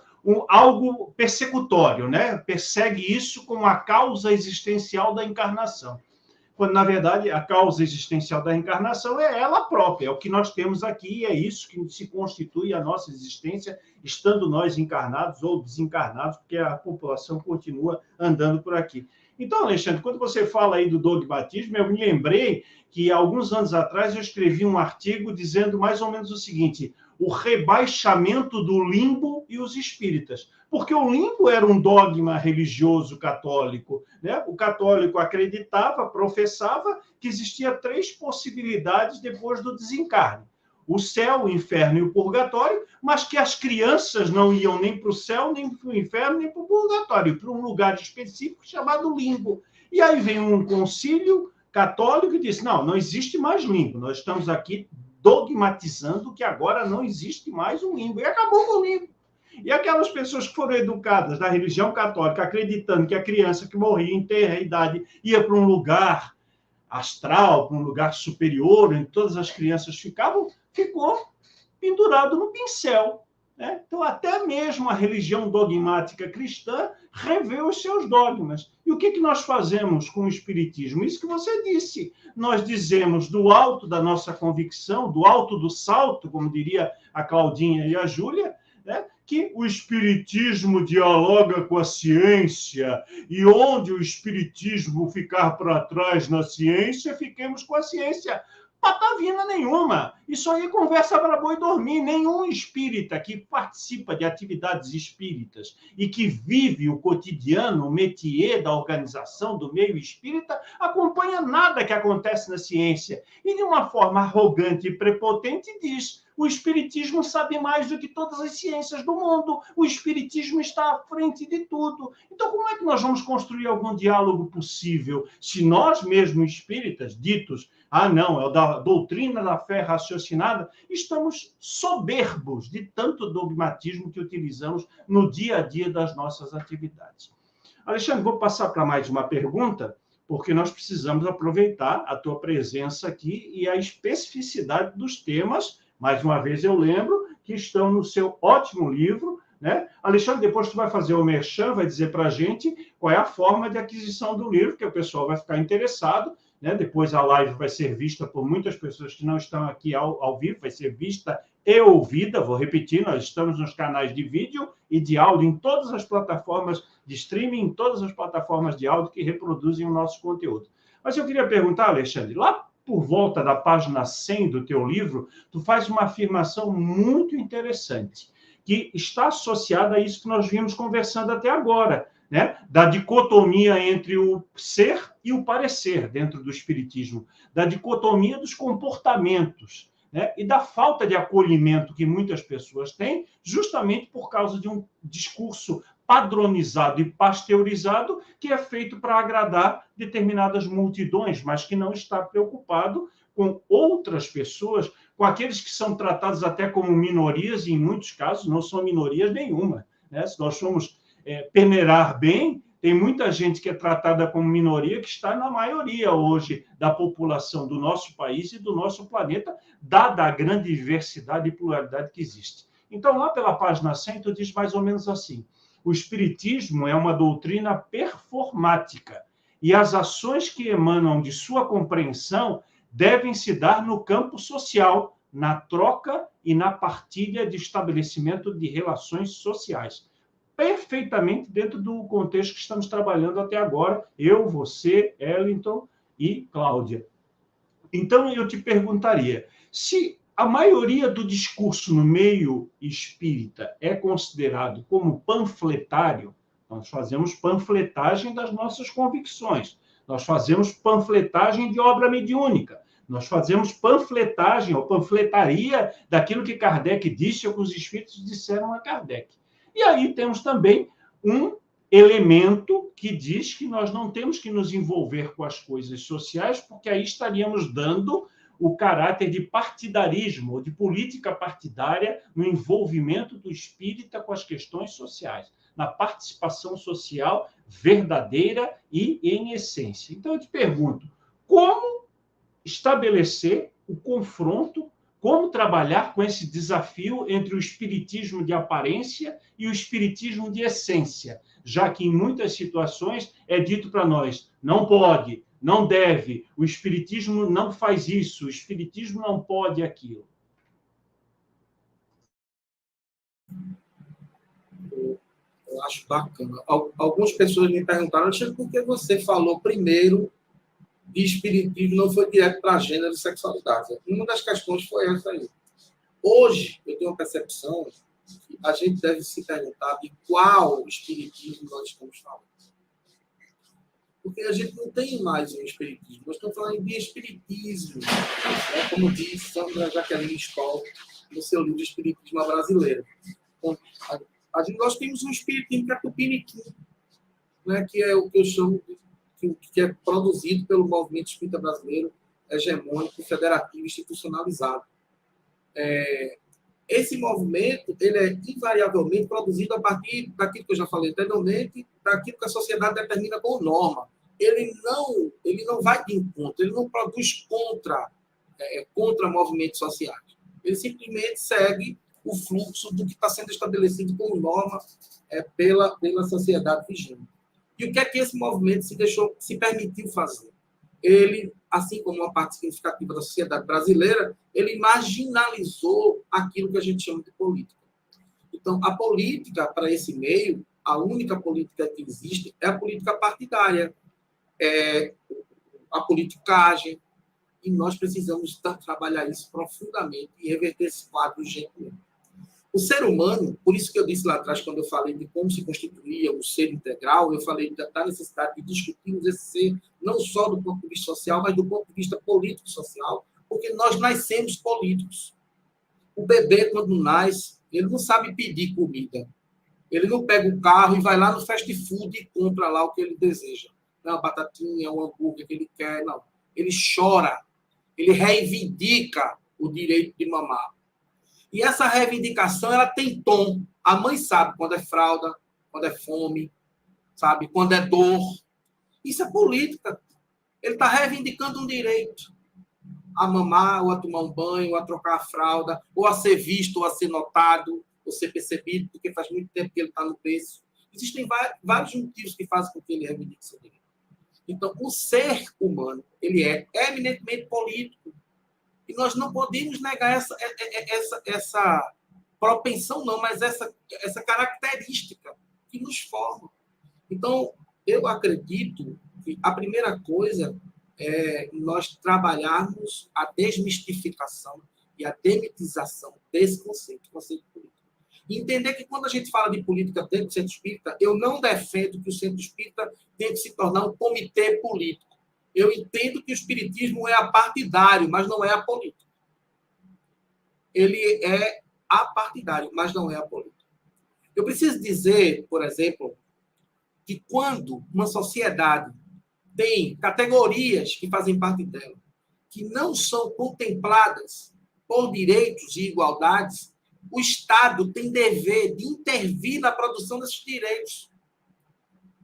Quando eu estou nesse artigo, eu falo de vir a ser e aparecer no mundo, e falo de um conceito que Judith Butler chama de viver em assembleias, que é quando as identidades que nos formam faz com que nós vamos nos atraindo para produzir determinadas assembleias que têm como objetivo lutar por direitos. Se você acha que a gente está falando de uma população onde, eu já falei aqui, é o lugar onde mais se mata LGBT, uma população que cerca de 70% dos encarcerados são pessoas pretas, né? Onde o 5º país em feminicídio no mundo, o 4º país que mais mata ativista ambiental no planeta. Você acha que essa comunidade não precisa de política pública para produzir equilíbrio? Fica complexo discutir qualquer coisa a partir disso. Essas pessoas, elas são a favor da sopa, do enxoval, da cesta básica, mas são contra a política pública da assistência social. Sabe? É muito complexo você entender isso. Então, nós precisamos desmarginalizar a ideia de política, levar essa discussão para dentro dos centros. Eu costumo dizer, para ilustrar esse pensamento, que é o seguinte: a gente vai para o centro espírita, é como se a gente estivesse assistindo lá nas palestras tempos modernos de Chaplin. Quando a gente sai, é The Walking Dead, irmão. Não faz sentido. Sabe? É como se você fosse estudar matemática a partir da biologia. Você estuda biologia, quando você vai para a sociedade, é matemática. Não coincide aquilo que a gente estuda com a realidade social. Então, há um processo que eu entendo que nós precisamos estudar os fenômenos sociais. E, para isso ser feito, eu entendo, enquanto pesquisador, que o espiritismo sozinho não vai conseguir fazer isso. Então, é necessário que ele se una à antropologia, é necessário que ele se una à sociologia, à filosofia, à pedagogia, à psicologia, para ele poder dar conta dessa demanda social, né, e poder produzir o efeito que ele pode produzir. Ele ter uma ação transformadora na sociedade. Quando a gente fala disso a partir de uma perspectiva pedagógica, e eu digo que o movimento espírita brasileiro ele especializou-se em reprodução de conteúdo, e isso é extremamente nocivo para a aprendizagem do próprio espiritismo a partir do centro espírita. É difícil você aprender, porque o espiritismo ele vai estar corrompido por essa perspectiva. Se você quer confirmar isso, você faz o seguinte: abra eventos espíritas federativos no Brasil, bote lá na internet e procure eventos em vários estados e percebam se não são invariavelmente os temas se repetem e expositores que se repetem. Tem outra produção que a gente faz quase 100 anos que a gente estuda o espiritismo no Brasil a partir de 2 médiuns, particularmente. São 2 pessoas que formam todo um pensamento. E essas pessoas viraram critério de verdade. E o espiritismo perdeu aquilo que ele tem de mais importante, que é o senso crítico. Quando você critica um desses produtores de conteúdo aí, né, médiuns conhecidos, você pode ser adiado. Porque você quer saber mais do que fulano. E fulano escreveu sobre tudo. Será que ele vai acertar sobre tudo? Ele não vai acertar sobre tudo. Então, eu entendo que a importância é criar espaços. Eu digo até que nós precisamos promover os centros espíritas de hospitais espirituais, porque eu escutei muito, né? Nós somos para centros sociais de discussão, centros educacionais, lugares onde a gente vai levar as temáticas da sociedade contemporânea, discuti-las à exaustão e entender como a gente pode produzir conteúdo a partir de Kardec sobre essa realidade social. Para isso, eu também acho importante, eu sempre digo isso, entender que Kardec ele não apaga a luz e fecha a porta. Ele abre a porta e acende a luz. Então, gente, se não tiver em Kardec, não é espiritismo. Eu penso diferente. Eu acho que não precisa findar em Kardec, precisa começar em Kardec. Então, a gente pode começar o pensamento a partir dele, e a partir dele você vai discutir o que é que a antropologia está dizendo. Quando a gente fala da mulher, por exemplo, o espiritismo foi vanguardista, porque Kardec, na Revista Espírita de 66, defende a igualdade de direitos entre o homem e a mulher. Mas o que é que o movimento fez? Inviabilizou o acesso às revistas espíritas até a década de 80. Então, esse tema ficou guardado até aquela época. Nós não discutimos mais isso. Não somos mais vanguardistas nessa discussão. Hoje, nós apenas reproduzimos aquilo que a norma estabelece. A norma social estabelece. Então, é importante para mim, eu acho, criar fontes de diálogo. Programas como este aqui, como alguns que eu tenho visto na internet, nas redes sociais, e alguns desses que estão sendo levados para o presencial, eles são, para mim, a porta de possibilidades para a produção de um conteúdo mais autêntico do ponto de vista do ser espírita e que se relacione com o mundo social do seu tempo, de forma a produzir conhecimento para seus seguidores. Sensacional, Alexandre. Eu acho que esse conjunto, eu tenho certeza que esse conjunto de ideias que visam democratizar, pluralizar, dar direito de voz a todos esses expoentes encarnados espíritas é o retorno vivo ao pensamento e ao trabalho de Allan Kardec.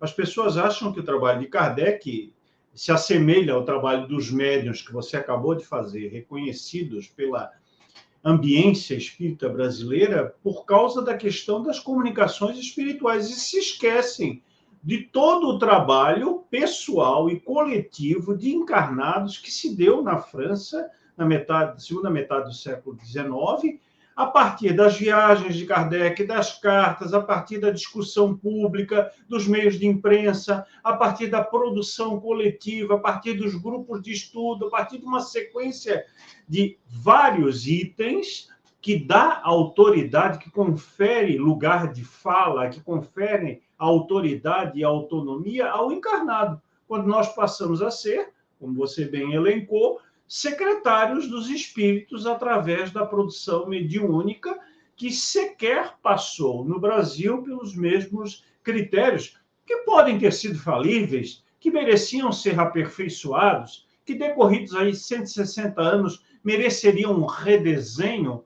uma outra formatação para estabelecer um panorama de critério de qualificação e de avaliação da produção mediúnica, mas simplesmente nem fizeram o que Kardec fez, nem estabeleceram qualquer outro critério que pudesse, por exemplo, separar mensagens verdadeiras de mensagens pseudo-sábias. Vou chamar a Cláudia para esse nosso debate aí sobre essa questão do Alexandre, justamente para enfocar, Cláudia, uma outra fala do Alexandre nesse parágrafo, nesse conteúdo do livro, que diz assim: a maioria dos espíritas assume uma postura contemplativa e litúrgica, voltadas quase que tão somente, quase que suficientemente, às questões do espírito. Como se recomendasse aos espíritas viver de oração, de passe e de água fluida. Então, dentro de toda essa conversação que nós estamos fazendo, como superar esse discurso que você vive bem no Irmão X, que o Balbo vê nas instituições em que ele palestra e participa, que o Alexandre vê na região metropolitana do Recife, na grande maioria das instituições, onde você tem um modo enlatado de palestra doutrinária e um modo enlatado de estudo doutrinário, onde o que se faz é prescrever determinadas bulas para seguimento obrigatório dos espíritas, não dando nenhum espaço nem para dialética, nem para dialógica, tampouco para o debate salutar. É isso mesmo? A primeira coisa que eu acho que deveria ser feita é menos palestras e mais roda de conversa. Na roda de conversa, você mantém esse diálogo, você coloca o tema, como o Alexandre falou, e você traz a pessoa para o conhecimento dela. O que acontece que você ouve na casa espírita? Você é expositor, você sabe mais que os alunos, tá? Nunca fala para eles que você aprende com eles. Eu ouvi isso. Olha, jamais fale para um aluno na casa espírita que você aprende com ele, porque você tem mais conhecimento. Mais conhecimento de quê? Da doutrina, porque eu cheguei antes? Será que eu tenho mesmo? Né? Quantas pessoas se acham grandes oradores, expositores, orientadores e não entendem nada? Vão para a parte mais da obra mediúnica do que do início. Kardec, como disse o Alexandre, achei sua fala sensacional. Né? Kardec abre a porta para nós. Muitas pessoas, ao invés de querer estudar, por exemplo, o livro dos médiuns, preferem as obras mediúnicas, porque falam que lá é o complemento, mas nem entendem o que é a mediunidade de verdade. Não entendem o que acontece consigo e com o outro. Né? E isso também entra nessa parte social, né, Alexandre? Porque é conhecer o que acontece com você, por que você tem essa relação com o mundo espiritual. Então, eu penso isso, talvez, não sei se era isso que você queria ouvir, né, Marcelo, mas pelo diálogo, pela roda de conversa. E isso é muito difícil, porque querem colocar você num pedestal lá em cima para as pessoas te verem de cima. Né? Você tem que ficar lá em cima e dar a sua palestra para os outros. Não, gente, é tão gostoso quando você senta com as pessoas ali em roda e conversa, e tem o diálogo, e aprende, e explica, e traz. E isso eu acho que a gente perde muito Eu sei e vocês têm que me ouvir. Silêncio é uma prece. Acho que as falas estão bem conciliadas, né? Elas estão bem direcionadas, elas correm em paralelo, né? A observação que o Alexandre fez e agora a complementação da Cláudia. Mas eu queria ouvir o Balbo, sobretudo, Balbo, por essa ideia que é generalizada e que também trabalha essas temáticas que fazem parte do objeto de estudo dessa nossa live, onde nós temos a chamada autoridade reconhecida, né? Então, nós temos a autoridade do autor, seja ele o médium ou seja ele o espírito desencarnado, ele ganha uma notoriedade, uma fidedignidade do meio espírita apenas pelo seu nome, pela sua assinatura, e, é claro, pela performance seguida que ele vem conquistando e vem construindo durante anos, décadas, às vezes até uma existência inteira, um século inteiro, né? Nós estamos ainda trabalhando com a ideia do século passado, em termos de espiritismo, né? Estabelecendo aí o início da produção mediúnica de Chico Xavier, lá pela década de 20, até o final da década de 90, início dos anos 2000, onde você tem aí uma repetitividade desses conceitos a partir do apostilamento desse conteúdo das obras mediúnicas. Então, eu queria perguntar para ti como escapar dentro dessa temática que nós estamos trabalhando aqui, de democratizar, de pluralizar, de estabelecer fóruns e canais efetivos para a conversação e não para a evangelização ou a doutrinação das criaturas. Como, então, combater de uma forma fraterna, de uma forma construtiva, essa autoridade do autor em paralelo com a autoridade do reconhecimento do meio, que aí dizem assim, não, mas já esse autor é reconhecido pela grande maioria, esse autor é considerado complementar a Allan Kardec, esse médium é acima de qualquer suspeita, como a gente ouve por aí. Ou então, aquela autoridade que deriva do trabalho de caridade, como eu já ouvi diversas vezes, e tu que estás aí em Salvador, também ouves, né? Quando se fala a respeito de um determinado personagem do espiritismo brasileiro, se diz assim, mas a obra assistencial dele é muito importante, ela já salvou da indigência milhares de criaturas nesses todos os anos de trabalho que ele desenvolve aí na região metropolitana de Salvador. Ou então, como eu disse há pouco, a autoridade da assinatura espiritual. Não, é o médium padre, é o médium freira, é o médium filósofo do passado. Quando se não tem aí nenhuma confrontação dessas autoridades. Como trabalhar com isso, Balbo? Bom, Marcelo, é uma questão interessante, já que a gente está aqui com o Alexandre, que é pedagogo, que trabalha muito esse ponto da educação. Kardec fala que a educação é a arte de criar bons hábitos. Então, para combater, e como você disse, de maneira fraterna, toda essa ideia, é preciso criar o hábito de fazer uma reflexão diante de todas as mensagens que nos chegam, sejam de autores encarnados ou de desencarnados, partindo da premissa de que o próprio Kardec nos diz que é apenas a opinião de um indivíduo. Se ela não está calcada nos fatos, é apenas a opinião de um indivíduo, é apenas a opinião de um espírito. A gente cultivar esse hábito de aprender a separar bem as coisas. Eu posso admirar o trabalho social do Divaldo Pereira Franco, entretanto, ainda assim, ter algumas críticas a livros que são produzidos pelo Divaldo, algumas falas que são trazidas por Divaldo, ou pelos espíritos que se comunicam por meio de sua mediunidade. Então, é realmente criar esse hábito, passar a educar-se e disseminar isso no centro espírita. A Cláudia falou uma coisa que eu achei extremamente interessante, que é a gente passar essa ideia de que todos, absolutamente todos nós estamos aprendendo. A relação que nós temos é de ombro a ombro. Nós ensinamos, mas também nós aprendemos. É uma troca, nós estamos compartilhando conhecimento, nós estamos compartilhando experiências. Então, transmitir isso para trazer isso para a nossa fala, para aquilo que a gente escreve, e popularizar essa ideia no centro espírita, me parece uma boa alternativa para a gente romper com esse paradigma de que apenas o médium ele é detentor da verdade, ou apenas aquele autor que é conhecido pelas suas obras, de tal modo que nós vamos crescendo em conhecimento quando nós começamos a compreender que todos nós podemos aprender, podemos ensinar, podemos trocar, nós podemos também compartilhar. Então, eu vejo como criar esse hábito nos centros espíritas, isso daí é fundamental, começando a trabalhar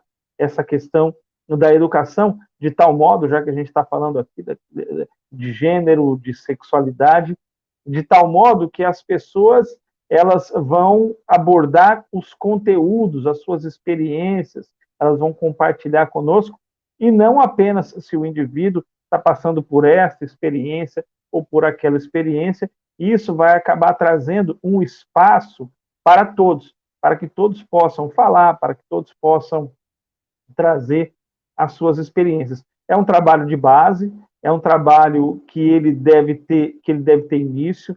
A gente desmistificar essa ideia do orador sabe tudo, de um médium sabe tudo, e isso pode começar a partir dos próprios oradores e dos próprios médiuns, mostrando que eles também são falíveis, que eles também estão aprendendo e que todos nós estamos aqui para crescer. Muito bem pontuado, Balbo, exatamente essa ideia. E aí eu vou também chamar à tona e em voga nesse nosso debate a questão de que nós não estamos desqualificando a produção mediúnica brasileira, pelo contrário, Kardec não fez isso, não nos orientou a fazer isso, mas sim colocar, a princípio, sob suspeita, né, toda e qualquer produção mediúnica para aferi-la a partir do estudo comparativo do que foi produzido mediunicamente aqui no Brasil, depois da penetração do espiritismo em nossas terras, ou em qualquer outra parte do mundo, com a estrutura filosófica e principiológica da doutrina. Porque nós encontramos muitos livros do passado e do presente que são completamente desamonadores em relação a essa estrutura principiológica. E aí nós precisamos nos perguntar, a que espiritismo estamos servindo? De que espiritismo estamos falando? E, nesse contexto, é preciso também, Alexandre, ressaltar que há muita produção dos encarnados, né? Nós temos uma literatura brasileira gigantesca, que não é formada apenas por produção mediúnica. Mas aí entra um componente, que é a deixa que eu vou dar para você falar da forma de aquisição do seu livro, que é a chamada rede de distribuição e de divulgação das obras produzidas pelos encarnados. E isso cria um nicho de mercado, cria um hiato que dificulta a nós, eu, você, Balbo e tantos outros pesquisadores e escritores espíritas de colocar os seus livros no mercado. O meu e o seu não fazem parte da rede federativa, não estão nos manuais, nos guias, nos índices das livrarias das federações espíritas, justamente porque nem eu, nem você, hoje, né, estamos alinhados ao movimento federativo. Eu, durante 25 anos, quase 30, estive em federações, participei, inclusive, do Conselho Federativo Nacional, como representante da ABRAD. Então, eu estava lá dentro daquele meio, mas eu nunca fiz nenhum lobby para colocar livro algum meu, e eu tenho mais de um, na produção e na distribuição das federações espíritas, porque eu entendo que tem que ser o processo do convencimento natural. E porque as minhas ideias, assim como as suas, e grande parte algumas do Balbo, não dizem respeito a esse modus operandi da tradição e da ortodoxia espírita. Então, Alexandre, fala para a gente, fala para o nosso público, que é bastante grande, não só no momento que a gente produz as lives, mas depois na distribuição e na audiência. Nós temos um canal aí com 1.500 inscritos, um outro com 1.000. Então, para todo esse público, como fazer para adquirir o teu espiritismo, educação, gênero e sexualidades? Comigo, né? Diretamente, eu fui editor, vendedor, entregador, A gente acaba fazendo tudo no WhatsApp ou nas redes sociais, né? Eu estou no Instagram, estou no Facebook, é só me procurar. Ou pelo WhatsApp, que é 819-9808-5393. 819-9808-5393, ou no formato e-book pela Amazon. Essas são as duas maneiras de conseguir. Eu queria falar uma coisa aí, se você me permitir, a partir da fala da Cláudia e do Balbo, eu acho que são importantes, que eu não tenho a pretensão de colocar ponto final em nenhuma discussão. Acho que isso é o primeiro ponto, sabe? Não quero estabelecer uma verdade em contexto. Eu não escrevi um livro para que não seja criticado. Não escrevi um livro para estabelecer uma verdade absoluta, sabe? E nem falo com essa pretensão. Muito pelo contrário. A ideia é fomentar problematizações. Então, essa coisa de partir para questionar, ela é da natureza estrutural do espiritismo. Quando a gente vai lá, e eu acho que a gente às vezes dá pouca valia a Kardec, porque Kardec, para mim, pelo menos, não foi só um codificador, ele é co-participante da formação da estrutura do conhecimento espírita, porque, por exemplo, a gente pega o livro dos médios, os 4 primeiros capítulos são estudos de Kardec. A gente pega a introdução do livro dos Espíritos, só que aquela introdução é um tratado de espiritismo, a introdução do livro dos Espíritos. A gente não tem nada também de desencarnado. A gente pega o que é espiritismo, todas as revistas espíritas, o conteúdo produzido por Kardec é muito vasto para a gente chamá-lo apenas de codificador. Sabe? Eu penso nisso. Queria falar um pouquinho dessa coisa da edição que você falou, porque aquilo que as pessoas dizem que não existe no espiritismo é que faz com que a gente não tenha espaço. A política é editorial. E tem uma política no espiritismo, no movimento espírita, uma política interessante, que é a política da não política. E sobre essa política da não política, Paulo Freire diz que não existe neutralidade. A tua ideologia é includente ou excludente, mas não há neutralidade nas políticas. A gente fala, muitas vezes, muito mais alto, grita muito mais alto com silêncio do que com determinadas frases. Quando a gente passou por toda essa gama de dificuldades nos últimos tempos, de pandemia, né, de 700 mil mortos, e o silêncio que as federativas produziram, eles falaram muito alto. Quando a gente procura, sabe, entender, por exemplo, que você não precisa falar de partido político, mas você precisa falar da ação social, daquilo que está acontecendo no espaço social que você faz parte. Você precisa entender que é necessário discutir dentro do centro o que é que nós, enquanto seres humanos e seres sociais, podemos fazer para modificar o quadro social que a gente faz parte. Sabe? E, assim, há um processo de invisibilização real, sistemático, político, de pessoas como Herculano Pires, Deolinda Morim, Dorim Conte, Sérgio Aleixo, né, Alexandre Júnior. Porque isso não é uma coincidência. Mariotti, não é uma coincidência. Isso é uma ação política.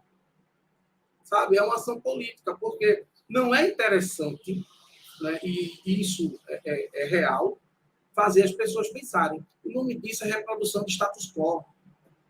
Há uma necessidade muito grande de se manter aquilo, porque você determina o que é que pode falar, o que é que não pode, como as pessoas devem agir, interagir com o mundo social.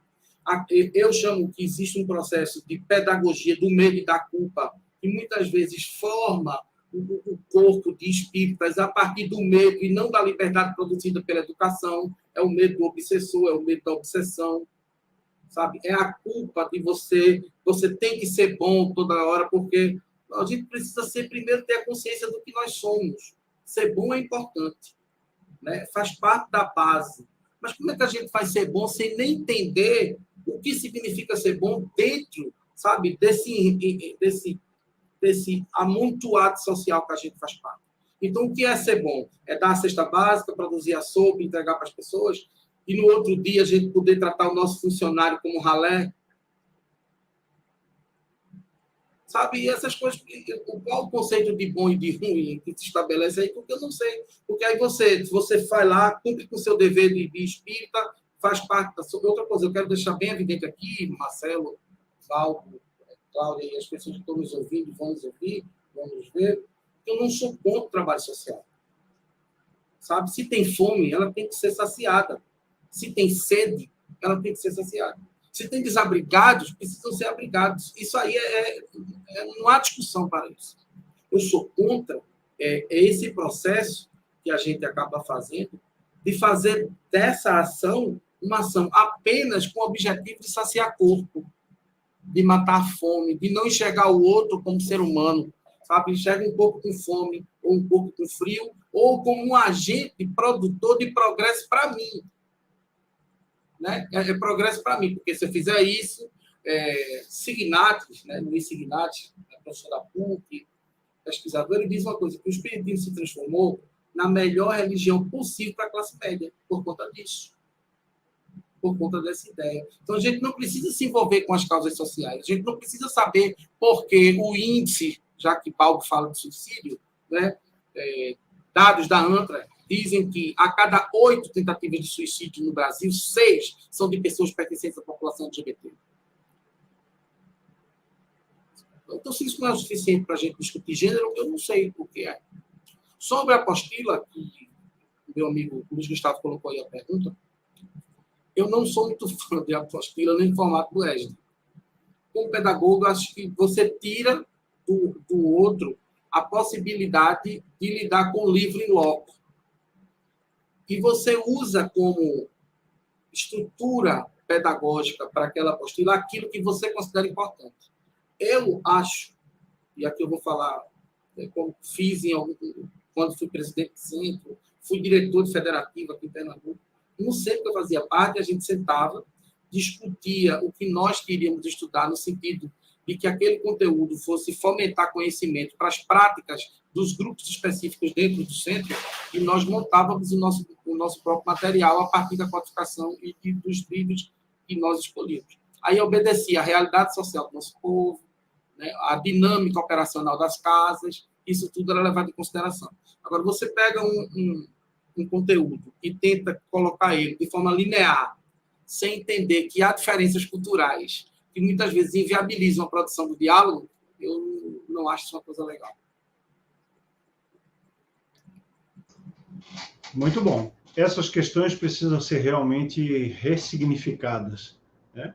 Porque nós temos um caminho, uma trajetória que precisa ser construída por nós, e não somente herdada daquilo que os outros fizeram, daquilo que os outros conceberam, ou daquilo que os outros estabeleceram como paradigmas para a atuação do espírita, seja dentro da instituição, com esse conforto que o Alexandre acabou de colocar, né, de nós estarmos protegidos pela egrégora espiritual, de nós estarmos apenas realizando o nosso trabalhinho humilde de atendimento dos necessitados, sejam eles os necessitados do corpo ou necessitados do espírito, como a gente ouve comumente, mas também a participação ideal e necessária do espírita nos contornos sociais, nas grandes questões da nossa atualidade planetária, nos cenários que vão do bairro onde você mora, da escola onde você estuda ou trabalha, do ambiente de caracterização desse processo de encarnar e participar da vida social.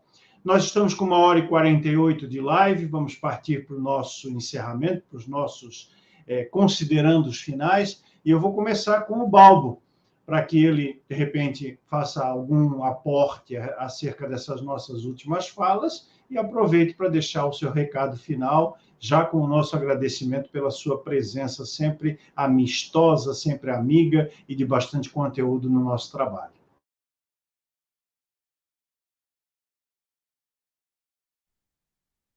Marcelo, Alexandre, Cláudia, quero agradecer a vocês a companhia dessa noite, aos amigos que estiveram presentes conosco via chat. Foi um prazer muito grande. Esse é um tema extremamente interessante para a gente abordar, para a gente trazer à baila, falar, conversar, ponderar, dialogar, isso é fundamental. Como o próprio Alexandre disse, não tem como nós darmos a última palavra, mas tem como nós refletirmos, tem como nós fazermos análises e construirmos, a partir de então, um espiritismo que, de fato, proporciona caminhos para que as pessoas possam crescer, possam progredir. Então, meus amigos, agradeço a vocês. Grande abraço a todos. Muito obrigado. Valeu, Baldo. Vou pedir para ti esperar um pouquinho lá na sala do chá, como de praxe, para a gente fazer aqui os encerramentos e depois a nossa conversa final. Cláudia, o que dizer, então, dessa nossa discussão e das propostas que ficam não só para o ECK, como para todos os outros coletivos espíritas? Nós temos tido atualmente um processo muito interessante de conhecimento, de contato, de diálogo entre esses coletivos, produzindo um saber novo. Alexandre está ciente disso, né? A própria participação do Alexandre, da Alessandra, no evento da CEPA em Santos, mostram essa nossa disposição para o aprendizado coletivo. Paulo Freireani falando, né? As nossas experiências refletidas nos outros e vice-versa, num processo de construção coletiva, democrático e participativo. O que tens para nos dizer nessas palavras finais, Claudinha? Agradecer, mais uma vez, de estar aqui presente. Agradecer ao Alexandre pelas palavras, por ter trazido essa temática, e que todos nós possamos ter o conhecimento do que o outro sente, do que o outro percebe, de acolher, de trazer e de conhecer. O conhecimento é fundamental, né? Ele fala lá em educação. E que nós não tenhamos mais uns vídeos como o do Ícaro Kadoshi, pedindo perdão por ser quem é, que nos levou às lágrimas, né, Marcelo? E que, na realidade, ele tenha mais vídeos dizendo de como ele está feliz por ser quem é. É isso. Beijo. Obrigada, Alexandre. Bacana. Esse recado aí, realmente, da essência do ser, é toda a necessidade que nós temos de trabalhar hoje, né? Dar espaço para que cada um brilhe conforme a sua vontade, seja o espírito que é e possa aprender com as suas vivências. Obrigado, Claudinha. Aguardo um pouquinho lá na sala do chá e vamos com o nosso convidado principal para as suas finalizações, com o nosso agradecimento pelo seu carinho. E dizer, Alexandre, que nós não esgotamos o tema, naturalmente, né? Da quantidade de perguntas que foram encaminhadas à produção, nós vamos contar com o teu carinho, o teu tempo, a tua possibilidade de estar conosco aqui num revival, numa segunda versão dessa nossa abordagem de hoje. Primeiro, eu quero agradecer, né, ao ECK, a você, a Cláudia, ao Baldo, pela oportunidade de estar aqui junto com vocês. Agradecer a todo mundo que está aí no chat, como eu falei o nome do Gustavo, meu amigo César Lozano, Luciana Batista, a Naide, um monte de gente querida que está aí presente e assistindo com a gente. Dizer que é um prazer discutir essas temáticas. Eu estou trabalhando no próximo livro, estou mergulhado assim, no universo de produção bibliográfica, fichamento, já tenho algumas ideias daquilo que pretendo escrever e eu acredito que até o começo do segundo semestre a gente vai estar com alguma coisa pronta. Pelo menos esse é o objetivo. E pretendo publicar da mesma maneira, porque quando a gente procura as editoras que falam na temática, o cara lhe manda o material, daqui a um ano eu lhe dou uma resposta, daqui a não sei quanto tempo eu lhe dou uma resposta, não há um interesse ainda pela produção. Então, eu acredito que o caminho melhor é esse caminho mesmo, embora fique um pouco mais caro do que aquilo que nós gostaríamos, porque a gente não tem o mesmo poder de produção que tem uma editora, é óbvio, mas a gente se mantém também fiel àquilo que a gente pensa, porque às vezes eles querem mudar a estrutura, né, editorial do livro, e muitas vezes muda aquilo até que você pensa. E eu não estou disposto a fazer isso com esse livro, nem com aquilo que eu penso, com aquilo que eu escrevo. Eu preferi ter mais trabalho do que ceder aquilo que eu penso, ceder os direitos autorais, as pessoas mudarem a estrutura e eu tenho que ficar calado com isso. E agradecer a você, Marcelo, pelo convite. Foi um prazer muito grande estar aqui e dizer da nossa alegria. Muito obrigado. Uma boa noite, bom dia, boa tarde para as pessoas que vêm depois. E gratidão aí pelo convite. Desde já fica aqui o espaço do ECK para divulgação do teu próximo livro, assim como desse, como temos feito, né? assim como do material que você produzir, você já é um colaborador do projeto com Kardec, né? Estreitando esses laços, nós vamos dando espaço e visibilidade para o espiritismo, como eu chamo de espiritismo alternativo, fora da ortodoxia dos conceitos, fora da sistemática federativa engessada, onde nós vamos todos nos ajudando e permitindo que outras iniciativas vicejem e sejam visíveis. Agradeço a você, Alexandre, pelo carinho do aceite da sua participação em mais essa live, que encerra o nosso ano de 2022 e, com certeza, vamos estar juntos no decorrer do ano de 2023. Um grande abraço, muito obrigado. É isso, gente. Nós estamos muito felizes com a sua presença pelos canais disponibilizados no Facebook e no YouTube. Vimos muitas colaborações, muitas perguntas, muitas manifestações, agradecimentos, cumprimentos. E é assim que a gente vai construindo o conhecimento espírita, de uma forma participativa, dialógica, dialética, democrática. Claro, nem sempre podemos dar voz a todos, porque temos algumas limitações de tempo, de espaço, mas procuramos dar oportunidade para que todos participem. Fica aqui o convite também para participar do nosso grupo, o Grupo Espiritismo com Kardec no Facebook.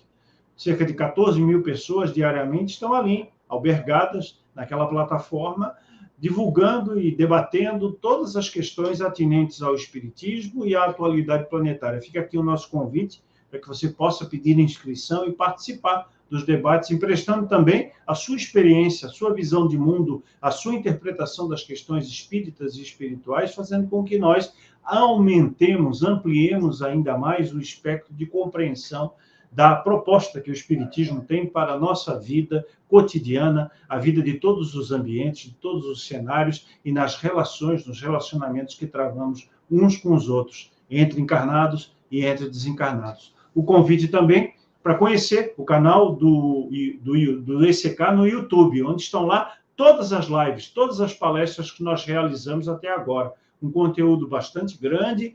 Faça lá a sua inscrição, ative o sininho, curta os nossos vídeos e você ajuda o crescimento do nosso trabalho. Também vamos fazer propaganda, aproveitando que é a última live do ano, para que você conheça o nosso site, a nossa homepage, www.comkardec.net, onde você vai encontrar um conteúdo diversificado. Nós estamos agora lançando uma nova plataforma, um novo projeto que é trabalhar as ideias de laicismo, democracia e Kardec, fazendo aí o apanhado entre esses três contextos, entre essas três conjunturas, para apresentar ao movimento espírita considerações que têm tudo a ver com o processo de reconstrução do nosso país a partir da recuperação de valores que ficaram esquecidos nos últimos 4 anos em especial. Convidamos você a fazer parte desse projeto.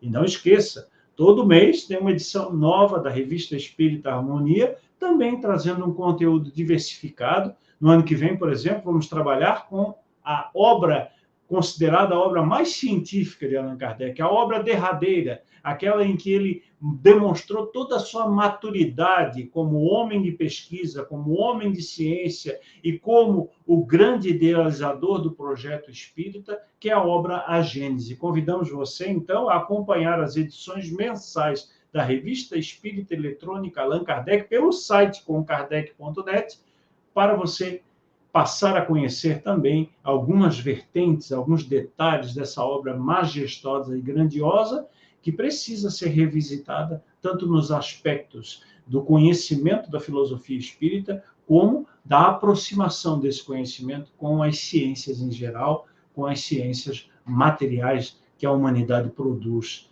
nesse século XX e século XXI. Então, a você, o nosso muito obrigado. Fique com a gente, esteja conosco durante o ano de 2023, em mais embalos de sábado à noite do ECK. Muito obrigado, um grande abraço, tchau!